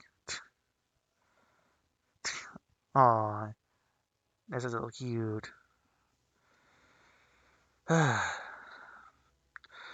Taking a page from the book of Olivia, I also drop on Carology for next to her. Just glad to have some shelter from the increasing snowfall. So here we are, mission completed for Olivia. Now what? I'm curious. Compels make a curiosity couple make my curiosity compels me to ask William something. If you don't mind me asking, what did you wish for? I don't think you can tell someone what you wish for, or less it won't come true. The superstitionist side of myself says that she has a fair point, so I decided not to push her any further on it. Just curious is all. We continued to relaxing on the comfortable silence. I mean, I don't mind telling you if you tell me yours.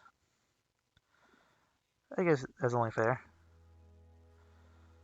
What did I wish for just now? Wait. What did I wish for just? What did I wish? What did I wish just now? It's hard to put into words. Not. It's not only something specific, rather than a feeling that I keep coming back to. Back before I came to school, I wouldn't wish for more friends, or a successful future, or to take back something embarrassing from the past. But now I think about it, I didn't need to make I didn't need to make a wish. That's too vague. I know, but I don't know how else to put it. Come on, at least try. My best memories from the past few months. This. This? Being outside in the freezing cold? Not. No, not that. What do you mean, then? I struggle to find the words without making myself sound stupid. You know, we hung out a lot together, but this is not often that it's not just the two of us. Just us? Yeah, that doesn't happen a lot. I wish it was like that more often. The brown eyes go wide. Snoop, maybe that came across to mind across too weird. I mean, I just want to get closer to you, you know. Oh, she blushing, she blush. I watched the beginning of the blush from across Olivia's cheeks. Wait, I don't, I don't mean it like that. I want to get to know you better. She glanced away, laughing nervously as her tone changed drastically. Heh, yeah, I understand. Totally. I breathed in silence of sigh of relief. You want to know what I wish for? If you don't know, if you don't want to share, you don't have to. No, as for yours, it's only right. Ahem. I wish to know what I want to wish for. I glanced across the bench towards her. You can make sense. I can't make sense of anything right now. I want today to be over, frozen, to be over, frozen, and to have never happened all at once. I wanted Yadigan back, but I don't, I don't want to just replace him with someone else. It's too late to start all over again. She stopped to wipe her eyes, but they are already dry. All I ever wanted to do be someone he would be proud of. But it's just impossible. She looked away. I ended up picking someone lame. Sorry. What's that? Olivia's still looking away, so while I can hear her hesitation, I can tell what she's thinking. I threw I threw that coin, and out of everything racing in my mind, of one through that stuck out of most was just. She drew her lips in contemplation for a moment, and when she finally continues, her voice is she a soft to whisper. I just want somebody I can trust. Oh, now he's blushing too. I can feel my face heat up from the words of her own tone. Even with her head turned, I noticed the red flush creeping over Olivia's face too. Aww. I immediately jerked my head to the other direction. Shoot, what do I, what do I do now? We both sitting motionless, neither drawing to say another word. If I listen closely, I can feel like I can hear her heartbeat from here. She can probably hear mine as well. I don't even notice the cold anymore. Maybe we can just stay like this for a few more weeks. No, that'll be ridiculous. You need to tell her how you feel. I cleared my throat, searching for my words that wouldn't come. She just said wanted somebody to trust. I mean, you can trust me? I hear shuffling from Olivia. Damn it. I can't work up the nerves to turn my head towards her. My neck feels like I refuse to hide to hinge as I try to distort my body to look at her through my paragraphly. Do you trust me? Despite my words, she nods her head vigorously and blushes, growing dangerously bright. Well, I shift my body towards her on the bench. I trust you too. Oh, oh. Suddenly she shakes her head a bit to bring herself back to reality. Maybe I can be honest with you then. You're silly and you're ridiculous. Maybe a little overthinking specific. You're thoughtful and adventurous, and you're willing to just take me with you. You don't treat me like any differently for this stupid thing. She lightly hits the armrests of the bench. I guess I stopped noticing at the some point. Well, yeah. I mean, obviously, you're like so many words dance on my tip of my tongue. Like my mouth and my brain are at the standstill. One wanting to just blurt whatever, while the other kept it all the decimate it all so the meter. What kind of that is? Broadly? A furious snort rips through the gator's girl's nose, followed by a peal of laughter. Out of a burst, shame I could cover my face with my hand. What was that? I of course my nerves as I tried to protest her continued gradual force. Come on, Olivia. I'm really trying. The snowflake that matters to still land on my head melt away from the extreme heat radiating from my whole head.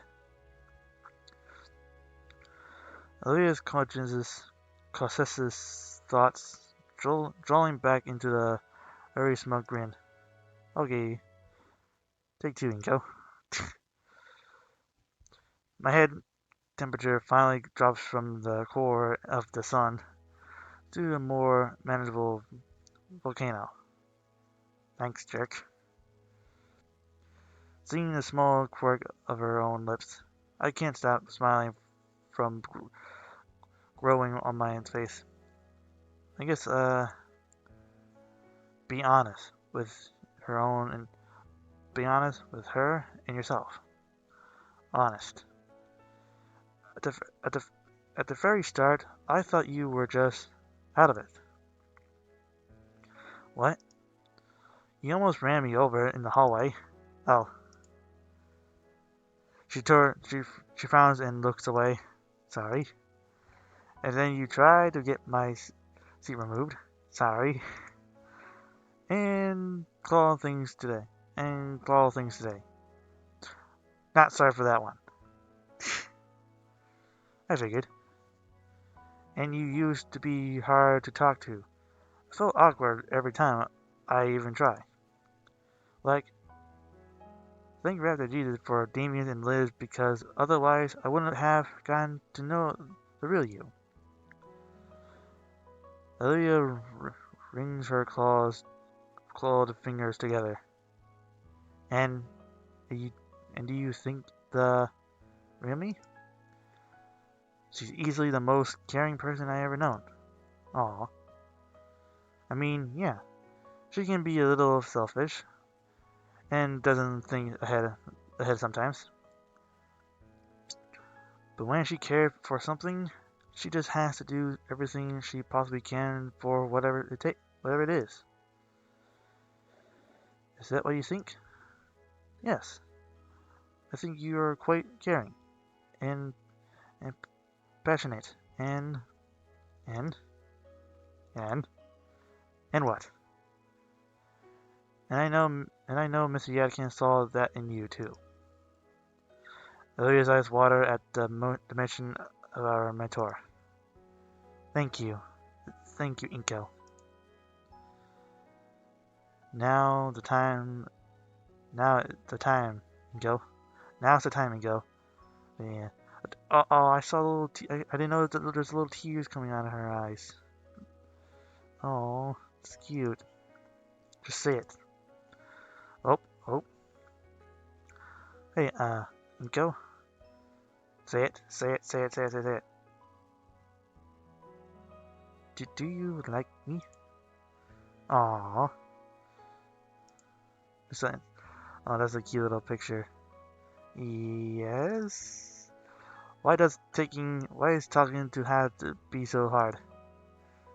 Oh. Before I prepare for Olivia's smug one layer to crush my weak convention. Oh, that's so cute. Oh, instead I watch as Olivia brings her hood up and hides her eyes with it. Really? For some reason, seeing her like this fills me with a well of con- confesses. Yeah, can you, can I hear you say it? Aw, I like you, Olivia. I don't get how. She's peeking, her cute little peeking eyes. How cute. Hood peels away just enough so I can see her shimmering silver eye. Why would you like someone like me? That was quick. Yeah, speak up. Why would you like someone like me? Well, it's just not like you. Oh, he's like, ah, the adorable moments. Ah, Olivia brings her legs to her chest, holding the limbs tightly to her. Her brings her hoodie hems over her legs, transforming herself into a crocodile-shaped igloo. Yeah, another igloo. Oof. Slippers. Oof. Slippers was too bad idea. Oh crap. Yeah. You okay? Fine. Just call someone. I call I call awkwardly and get my phone out to call Liz.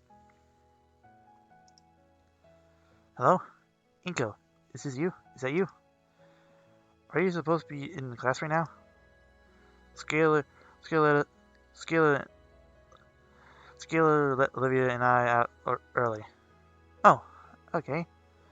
I was told about the Professor Yadkin. I hope you're doing okay. Yeah, yeah, I'm alright. I'm with Olivia at the old park by the school. Her chair's busted, and we're kind of stuck. There's there's a killing whine up from the bundled crocodile next to me. Her tail around her as if to hug herself. Oh, broken? In this weather? Are you two okay? We're fine. Can you come pick us up? Sure. I think I remember where it is. I'm with Physical Skill right now. Once we're finished, I can get you two on the way home. Thanks. After some shuffling, the call drops. Oh, this is so cute, Olivia. So cute. This is so good. I turn back to Olivia. She seems more anxious than anything right now. You alright? Yeah, I'll be okay. The stovepipe mull of the Olivia glue chatter quickly in the cold. My convention finally takes hold, focusing me to finally close up the gap between us. She finally said her chair had no replacement. It'll take a while for a new one to come in. That means she'll be trapped at home, completely sealed off from the outside. Man, the beginning of Olivia's annoyed protest died of exposure, becoming a grumbling gridget as I wrapped my arm around her shivering form. You're lucky you're warm, Gel. How cute. Yeah, I definitely feel like it, as her body shifts and nestles closer against me. Olivia's tail lays on my lap. the shivers revealing through a hit of most. I lay my palm atop it, feeling the cold limb shaking slowly still. Some long distant travel about limbs losing heat in the fastest spring to mind, and in hopes of keeping frostbite away, I kept I pet the heavy tail. As I do, so I hear the silliest sound rumbling from Olivia's chest and through her reservoir. It's like a purring cat almost. There's a new sensation on my cheek now. Soft, warm. Oh, ah, ah. She's kissing. She's cute. Her lips has her lips are planted firmly on my cheek, and this feels nice.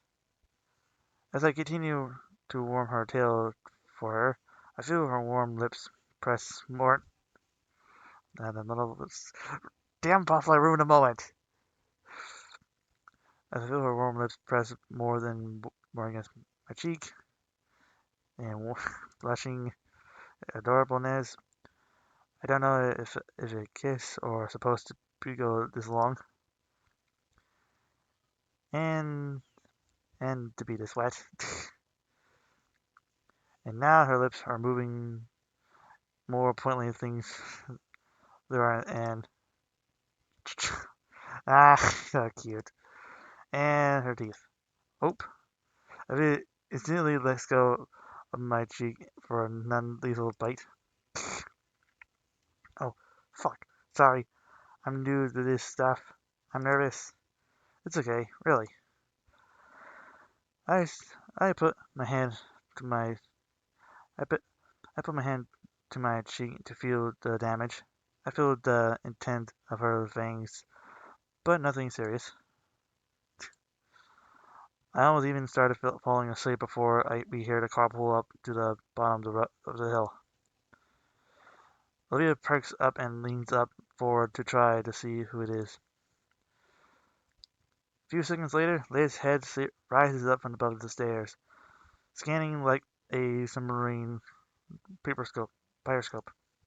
Crap, this is gonna be tough to get all the way back down, even even with Liz's help. I look back and smile at Olivia, still huddled against herself and clinging to my arm. You ready? And today seems to drag on endlessly. Liz's arrival had ended our embrace, and she had quite toward our faces.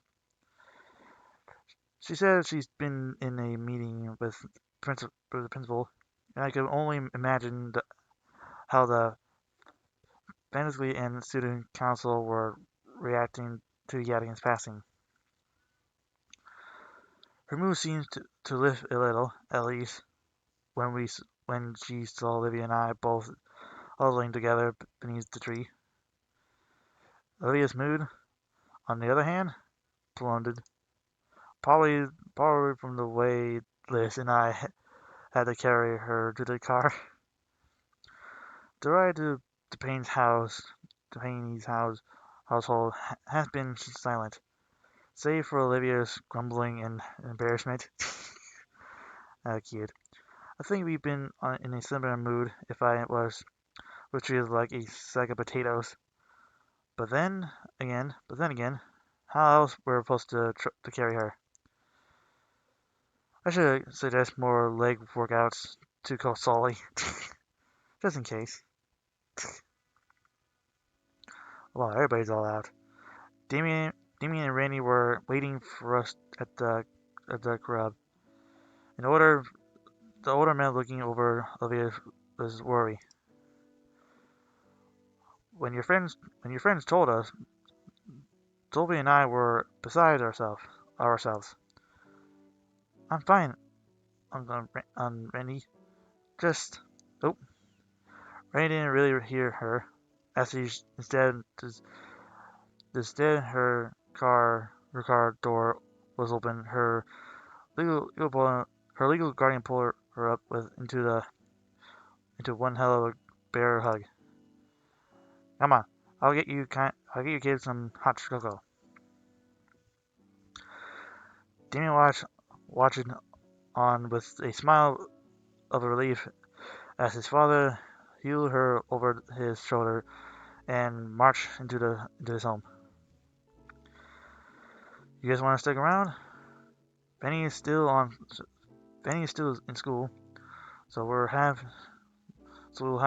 the consoles to ourselves. It's pretty. It's still pretty early, all things considered. Sure, I love some hot chocolate right now. Liz, I like to really, but the council still needs to prepare the agr- agr- agr- arguments for the Atkins.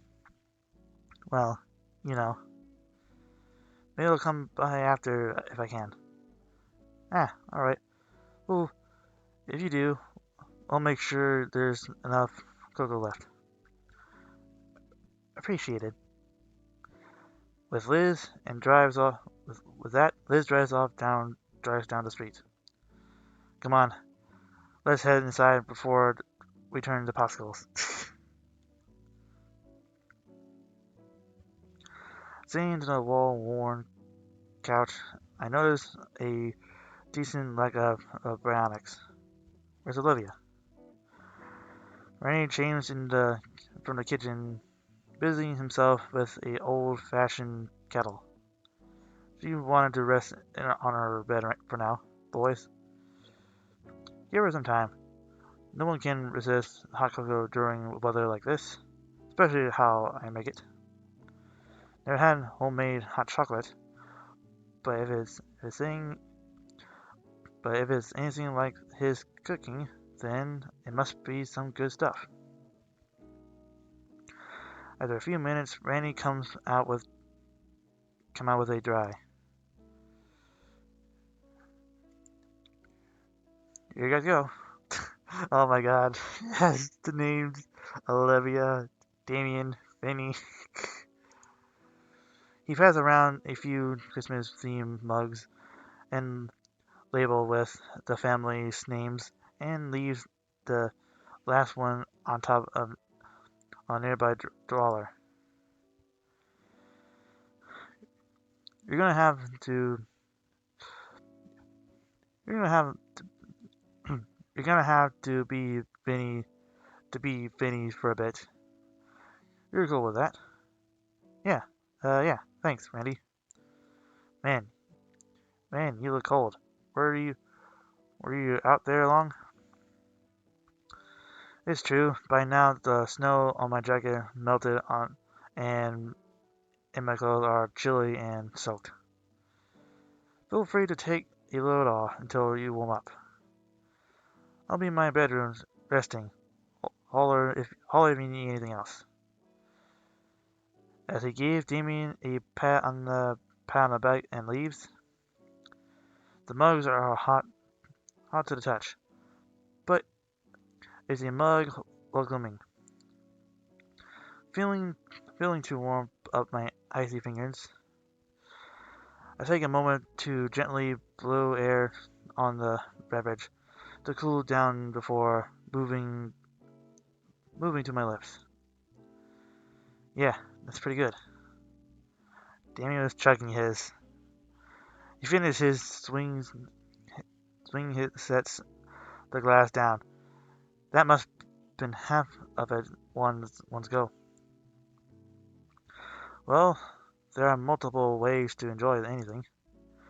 After day events and the weather, I really needed this. Another sip. I really, it's really helping warm me up. I didn't notice how cold I was. Hey, Vanny. Yeah, you good? I'm holding together. Yeah, still a bit scattered. Don't blame you. Hey, Pop doesn't want you venturing back into your turtle out there. You can hold up. You can hold up for a game or something. He gestured to the entertainment setup. Nah, but go ahead. I'll watch. Damien thinks for a second, for the few gears in his head turning the conflict. Really? Really? I don't mind. Alright, I'll get set up. Damien sets his game up, searching several mismatch of cases for the right CD and giving the screen a good thumb to get to work properly. Grabbing a controller, he turns onto the Xbox One select. I get where you're at. It's not Xbox, it's Xbox. Oh man. Selects something called Rock Ring ODHD and settles deep into the groove on the couch. This one's my favorite in the series. After a minute or two of gathering a full lobby, Telepole Dino picks his class and begins his vigil rampage. Only a minute in, he managed to get the first kill. Just a bit burned out for the day. Getting pretty tired, actually. Hey, Ingo. Yeah? Olivia didn't come back with her wheelchair. Did something happen? Yeah, she isn't taking it yet again, passing well. Man. Well, I'm glad you were there for her. Mm. My eyes remain on the screen, lost in the ribbon violence of some game, annoyance of products, and Damien's digital massacre. On his part, Damien's frills waver like crazy, and it looks as if his Armso wanted to wave in victory. You want to talk about it? I don't want to take up your time, Damien. Come on, man. We know each other for a while, and you can be honest with me. I'm not sure what to begin, really. Yet again was really cool. I don't really have the right words for it. Somehow, I think I'm unqualified to speak on it. Compared to Olivia, she knew him better than I ever did. He was important to her. Yeah. We talked about it for a bit before Liz picked us up, but I'm worried about not much help. Well, that's what you're for, right? To help her out in any way we can. Best thing to do is to do other ourselves for her. Our best thing to do is to be ourselves for her, and she'll eventually go through the motions her own way. Yeah, that makes a surprising amount of sense. I slowly look up from the mug over at Damien, and you make it sound so easy too. He briefly meets my gaze before turning his attention to the screen.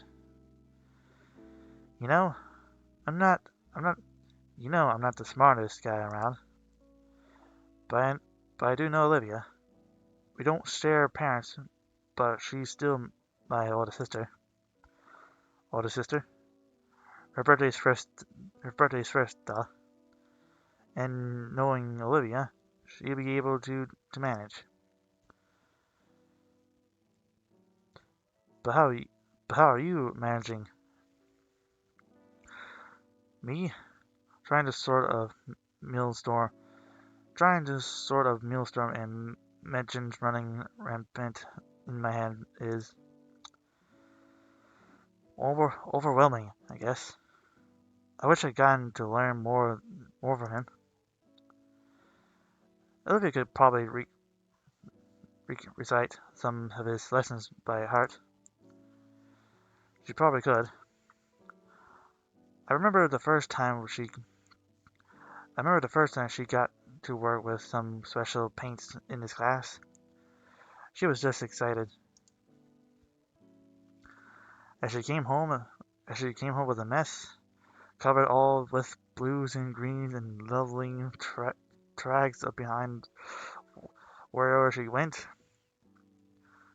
My mom saw her carpet fell off, and she threw her right into the backyard and hosed it off, and ended up joining in, causing it to cause it looks fun.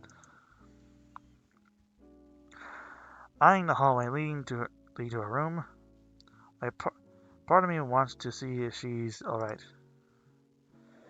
That part of me simply wants to be close to her again. Danny looks back again, and the unspoken question clearly written across his angered brow.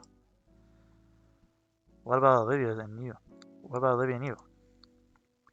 Speaking of, I may have told Olivia that I like her. About time. Huh? What? You two stuck together like glue. You two have stuck together like glue ever since the summer barbecue. I mean, come on, man. Come on now. Anyone with half... I mean, come on. Anyone with a half a brain could see that you were becoming more than friends. All the signs were there. Although it does worry me a little. Why's that? Well, I think about it. Your teacher just passed away. You both wrecked. You both wrecked right now. And was it just that surprisingly bride things? I don't know, man. It only just happened. You're right. Sorry. I do like Olivia. I know that. I guess I'm a little scared for the future. How so? There's just a bunch of things still don't get about Olivia. Or maybe the friendships in general.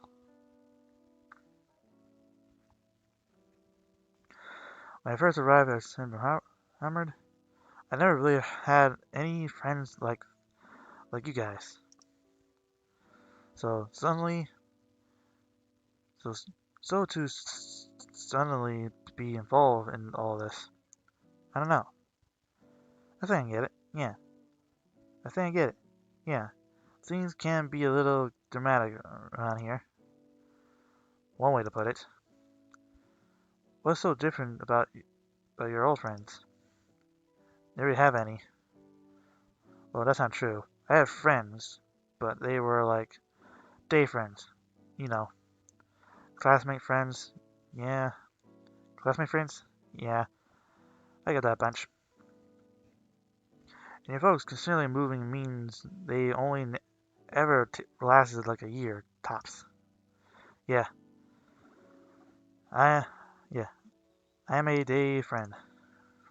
No way. Wait, hold on. Yeah. Am I a day friend? No way. You'd come to our parties and everything. In fact, look. He points. He points to the discolored patch on my jeans where Finney's acid punch had failed to completely wash off. We got you marked.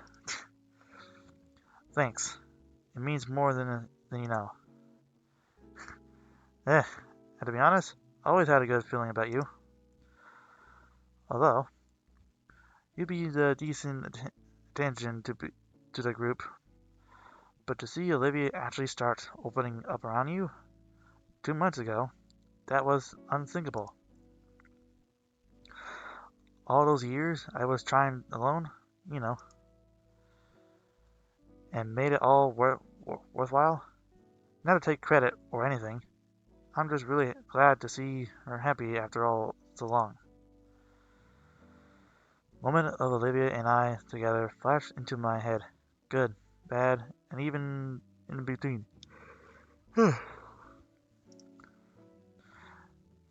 It's all climaxed into the single image of her staring up at me with all the smile of hers.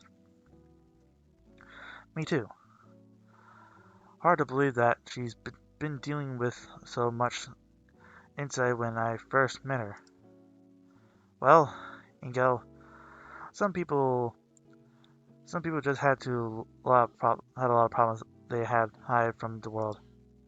For example, he puts his controller down and shifts to looks into my eyes. His character is stupidly spinned. That hot chocolate gave me a bellyache. I'm being serious. That was serious. It can be a little thing. It can be a little things like that. A little stress that added up. Now it doesn't even bother me. But someone else, it might just be ruin them. If you're trying to get with Olivia, I'll give you a nickel. I'll give you a nickel worth a advice my dad told me. If a girl likes you, like, if a girl like asking to wear your shirt at 2 a.m. and bake cookies, she's an absolute keeper. Okay. Huh, that sounds pretty good advice. Just don't break her heart, yeah? I wouldn't dare to think of it. Damien offered me a fist to pump, which I happily received it. Door creaks open. Both our heads turns at the sound. Oh, six. That's a cool ass shirt. She kneels in the doorway to open her room, leaning against the door slide railing. Sniff. Dan nods to me and continues his game and emits and gunfire and controller clicking filled with silence. I take the hit and stand up, slowly approaching Olivia as she tries to shuffle down the hallway. Oh yeah, because I'm pretty sure she doesn't feel half of her lower legs, but she's like waddling, just all that waddle. Then all that, yeah. That means she's waddled like a penguin. Hey, moving on. She completely upright in the display of her confidence. Even her tail is upright as if to try and inflate her dignity. I'll have to tell her how cute that she went from I'm not so drained. Wonderlessly offer her a hand, and she accepts. Uh, Actually, she might be taller. If she's standing at full height, she might be taller than Ninko, probably Damien. She's a she is a Gator after all. With her own, with her on my shoulder, I walked both of us towards the living room couch and plop her down on the pod with her.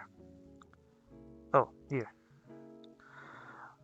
I leaned forward to grab her cocoa from the coffee table. Most of the warmth has gone by now. Guess I can go warm it up in the microwave for her. She's tugging my arm. Come on, it's cold. She starts leaning harder against me to keep me from getting up all the way. Right, jeez. I gave her the mug, and she goes to start sipping slightly. I was going to warm. My voice dies as I feel her settle against my leg, against with the relax them. Aww, so cute, so cute. My hair cannot take all this cuteness. Her body relaxed more than I allowed to sit up, enough for her to settle in my shoulder. She's warm. The two of us watched Damien game continue. Olivia continued sipping down her drink, letting one hand free from the mug. Her hand finds its way to mine, and our fingers curl together each other. Damien plays a few more games. I don't really keep track how well he does. He finished one last match and yawns, stretching back over the couch. Alright, it's probably getting... Alright, that's enough probably for me. I'm gonna get going. Give you two some space. Okay? And David isn't in a happy mood right now. Just... Oh boy. Damon gets up from the couch and slides his controllers near to the cabinet where it lay before. On his way out, he stops and looks right into my eyes.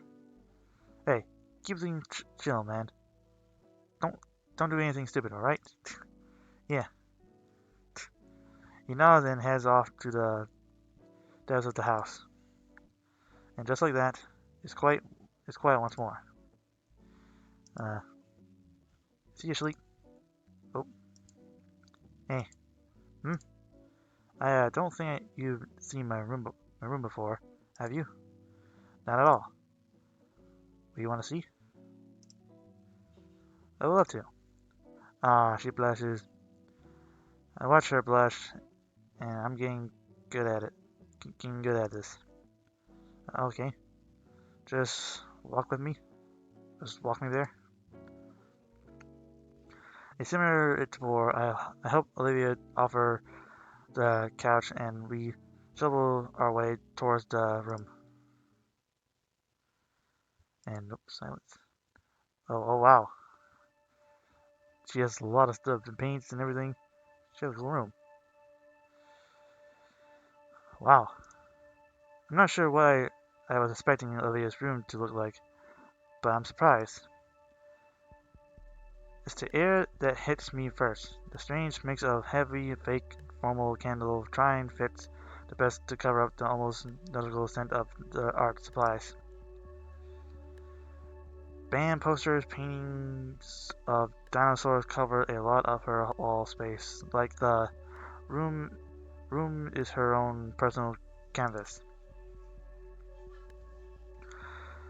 Her desk sits beneath the window, again, with space wasn't covered by the faded-looking paper. Liz instead covered the dried-up paints. Right next to that, a dresser holding up a decayed old television and retro gaming consoles. Hey, those are good things. If they still work, they still work. You know how to take care of them. That's all school gamer consoles. All in all, it reminds me of the rooms they show in older high school movies. So, where do you want? Just on the floor, it's fine. I gently lower Olivia onto the floor, letting myself sit cross-legged next to her in the progress. So, what do you think? I think it suits you. Figure you wouldn't have any chairs. I got I got this really soft rug and beanbag chair over there. She she gestured to the beat up lump of beat up lump in the corner near to the large lamp. Olivia pulled something off her bed. Is a laptop. Open a musical program. Nope, laptop. But I don't recognize any of these songs, or bands, or albums. That's pretty big track list. What music do you listen to? I'm sort of a closet metalhead whenever I'm alone. I put some on full blast while I do chores or art. Generally, Super Death, Iron Tome, you name it. What do you listen to? Please let us get in it. Get in. Don't lock up anyway. Rumble rap. I listen to rumble rap.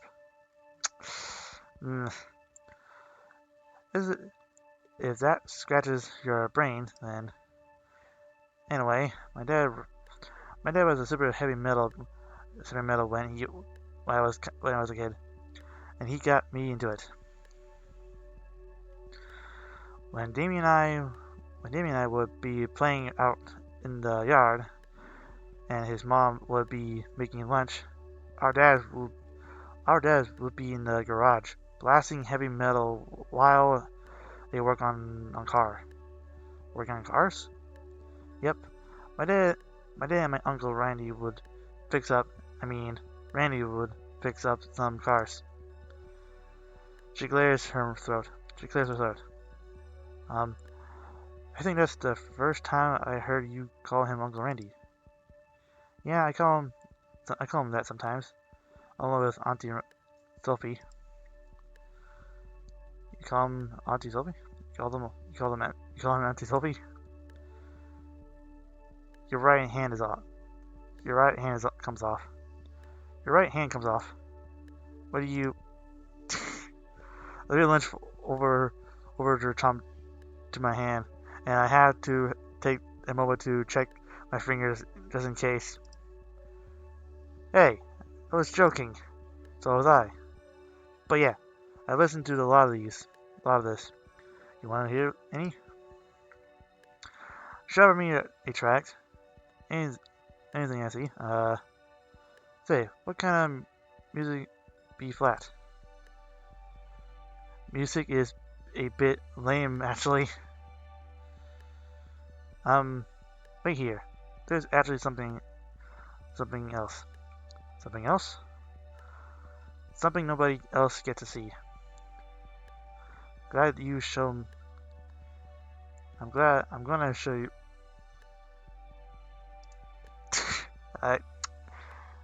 Oh boy.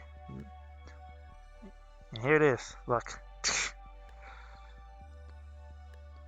Olivia holds out a small wooden box. There are two rusted metal latches that have long since aged past their age.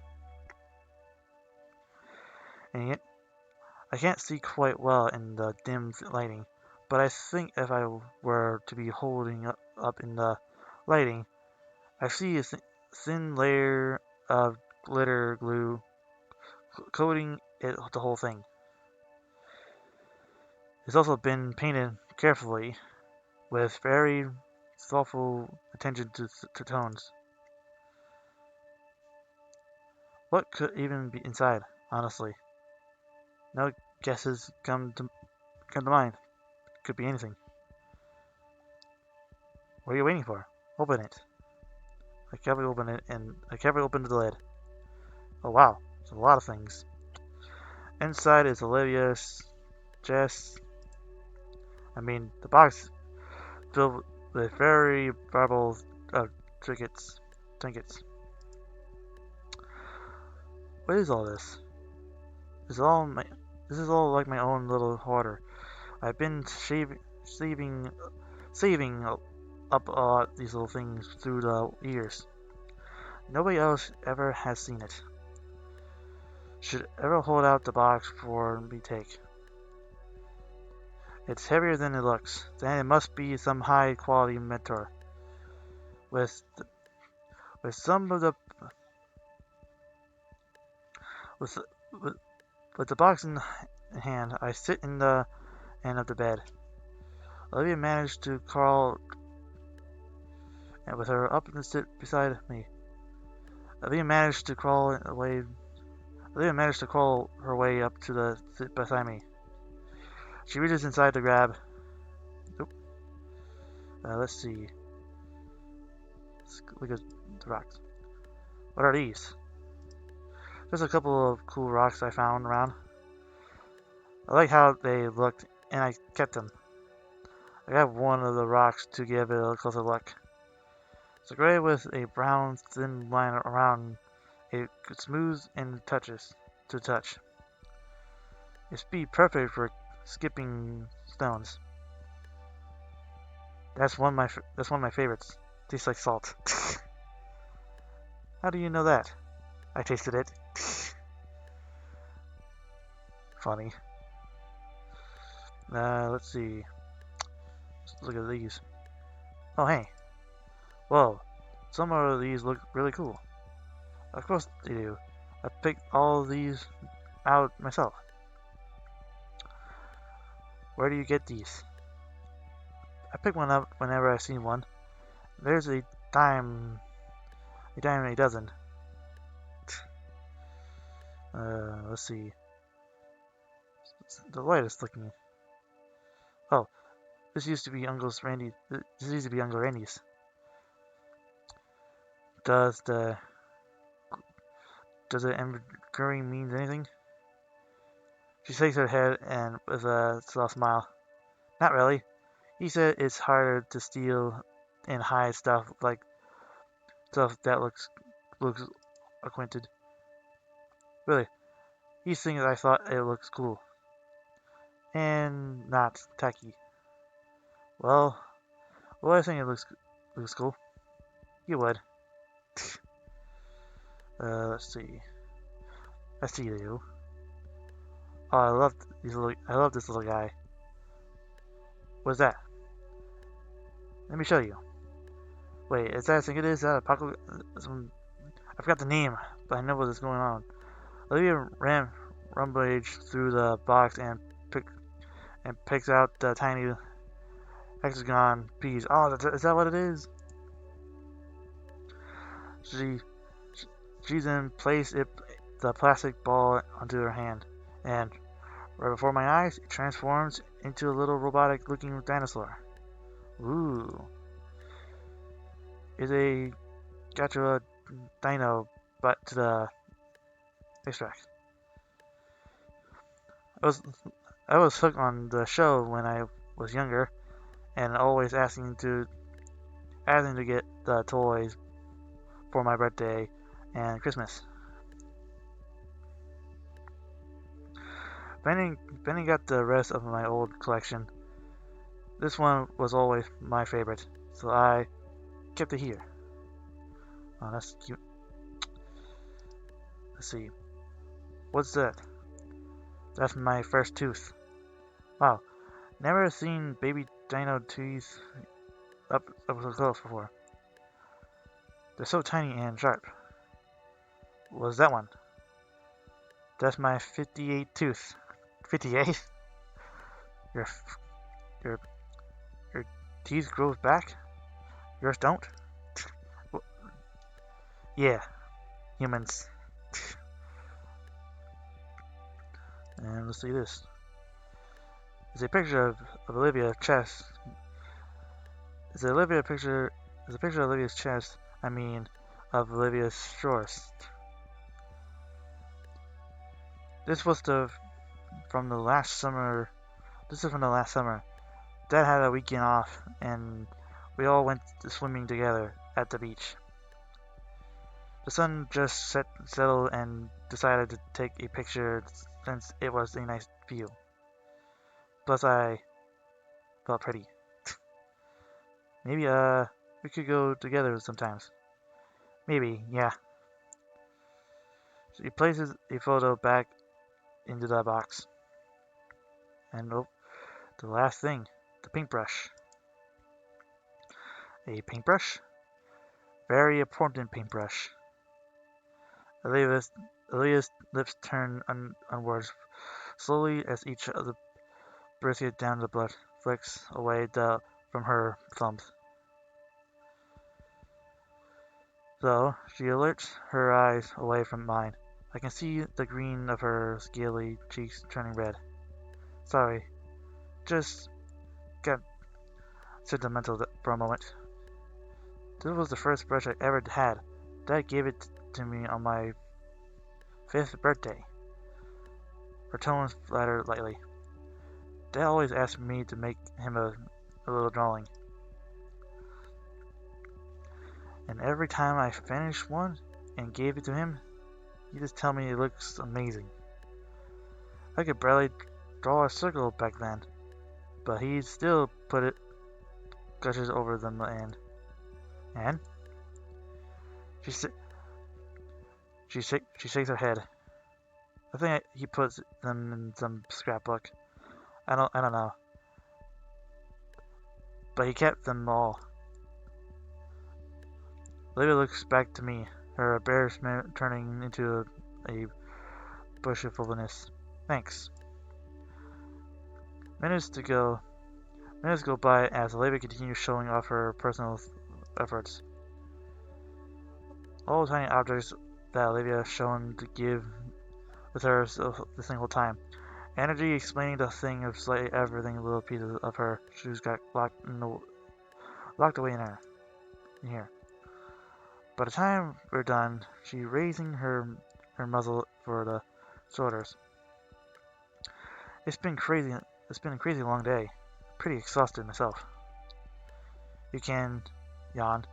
You can put this back on the dresser there. Sure.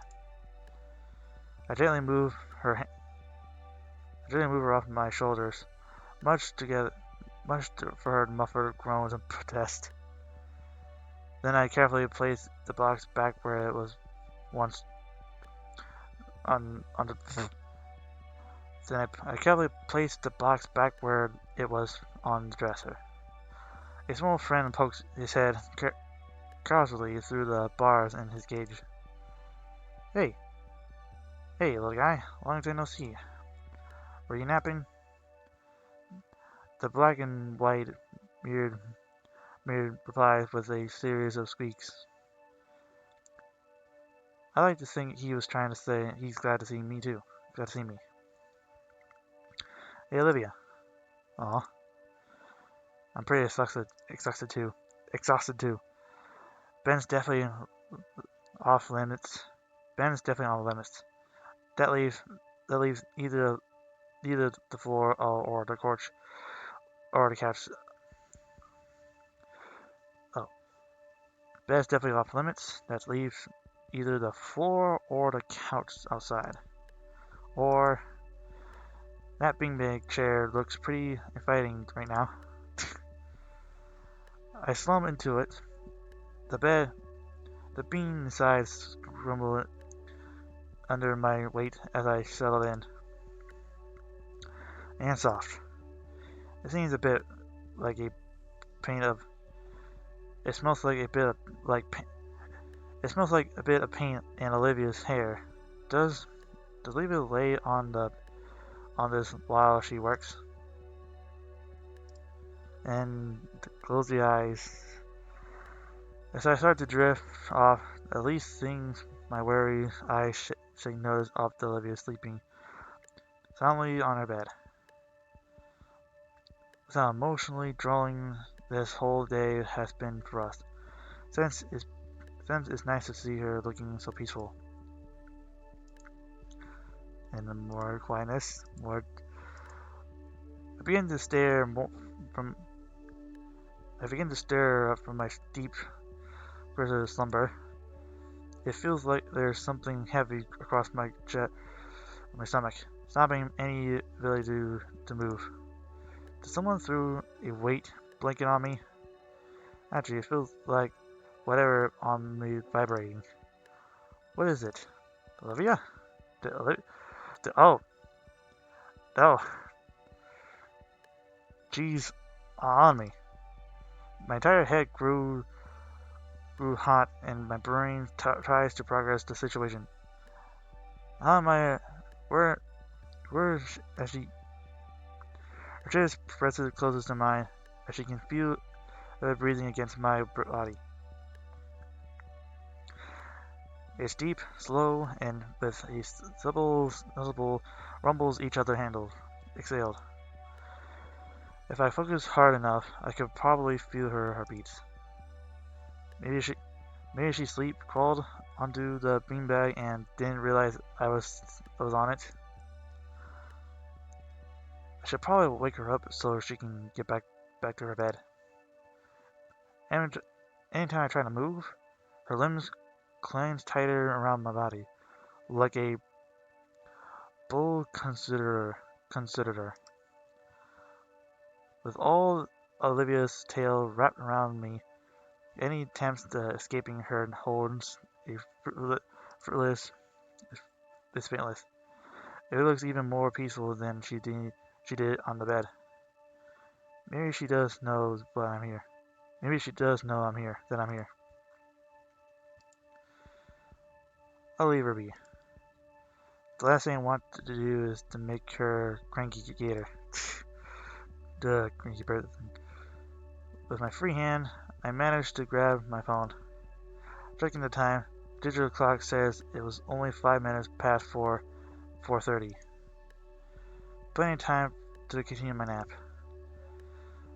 I nestled my head back into the beanbag and let the feeling of Olivia rumbling pull me back to sleep. Aw, it's cute. This feels nice. In the quiet. The morning alarm lures me from my sleep into the whole thing of the living. I end up, I end up spending the whole. I end up spending the night at Olivia's place. Randy and Sophie thought my parents would actually be worried by they stayed with strangers for the night. When my phone had to answer their phones, Sophie was left fuming. Randy didn't look as bothered, though. The two calmed down after I made something up about the business trip. Honestly, I'm probably right anyway. On the upside, I got to spend the night with Olivia. Last night was even turned the living room into some kind of blanket pillow fort.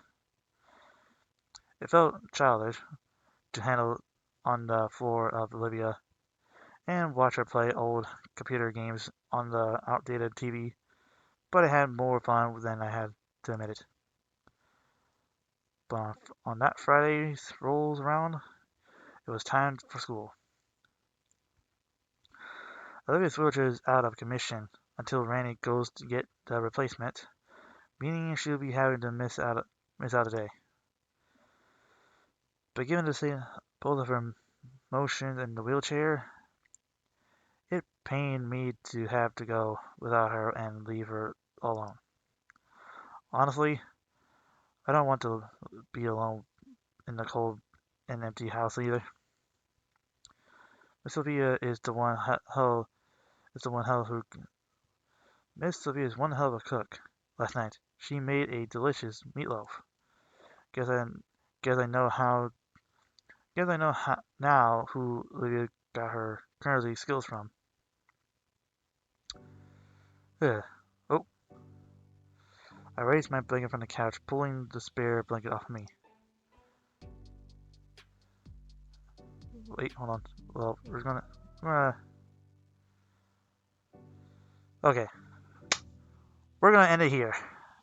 I'm tired, I'm hot, hungry, in pain, and I need to end this. Because it's been 3 hours and 45 minutes long, and it is time to call it quits. I have passed my limits of wearing the mask, so yeah. But it's nice to see Olivia and Ika are now finally an actual couple, which they are, and sadly seeing the passing of Yadikin, which is kind of saddening to see. And there are sometimes you're just not ready for let go yet, but time will tell when it's time to be ready to let go. But but anyways, that's all I want to hug for that game. If you want to see more, make sure you get a like and subscribe. And drink me hearties, yo ho savvy.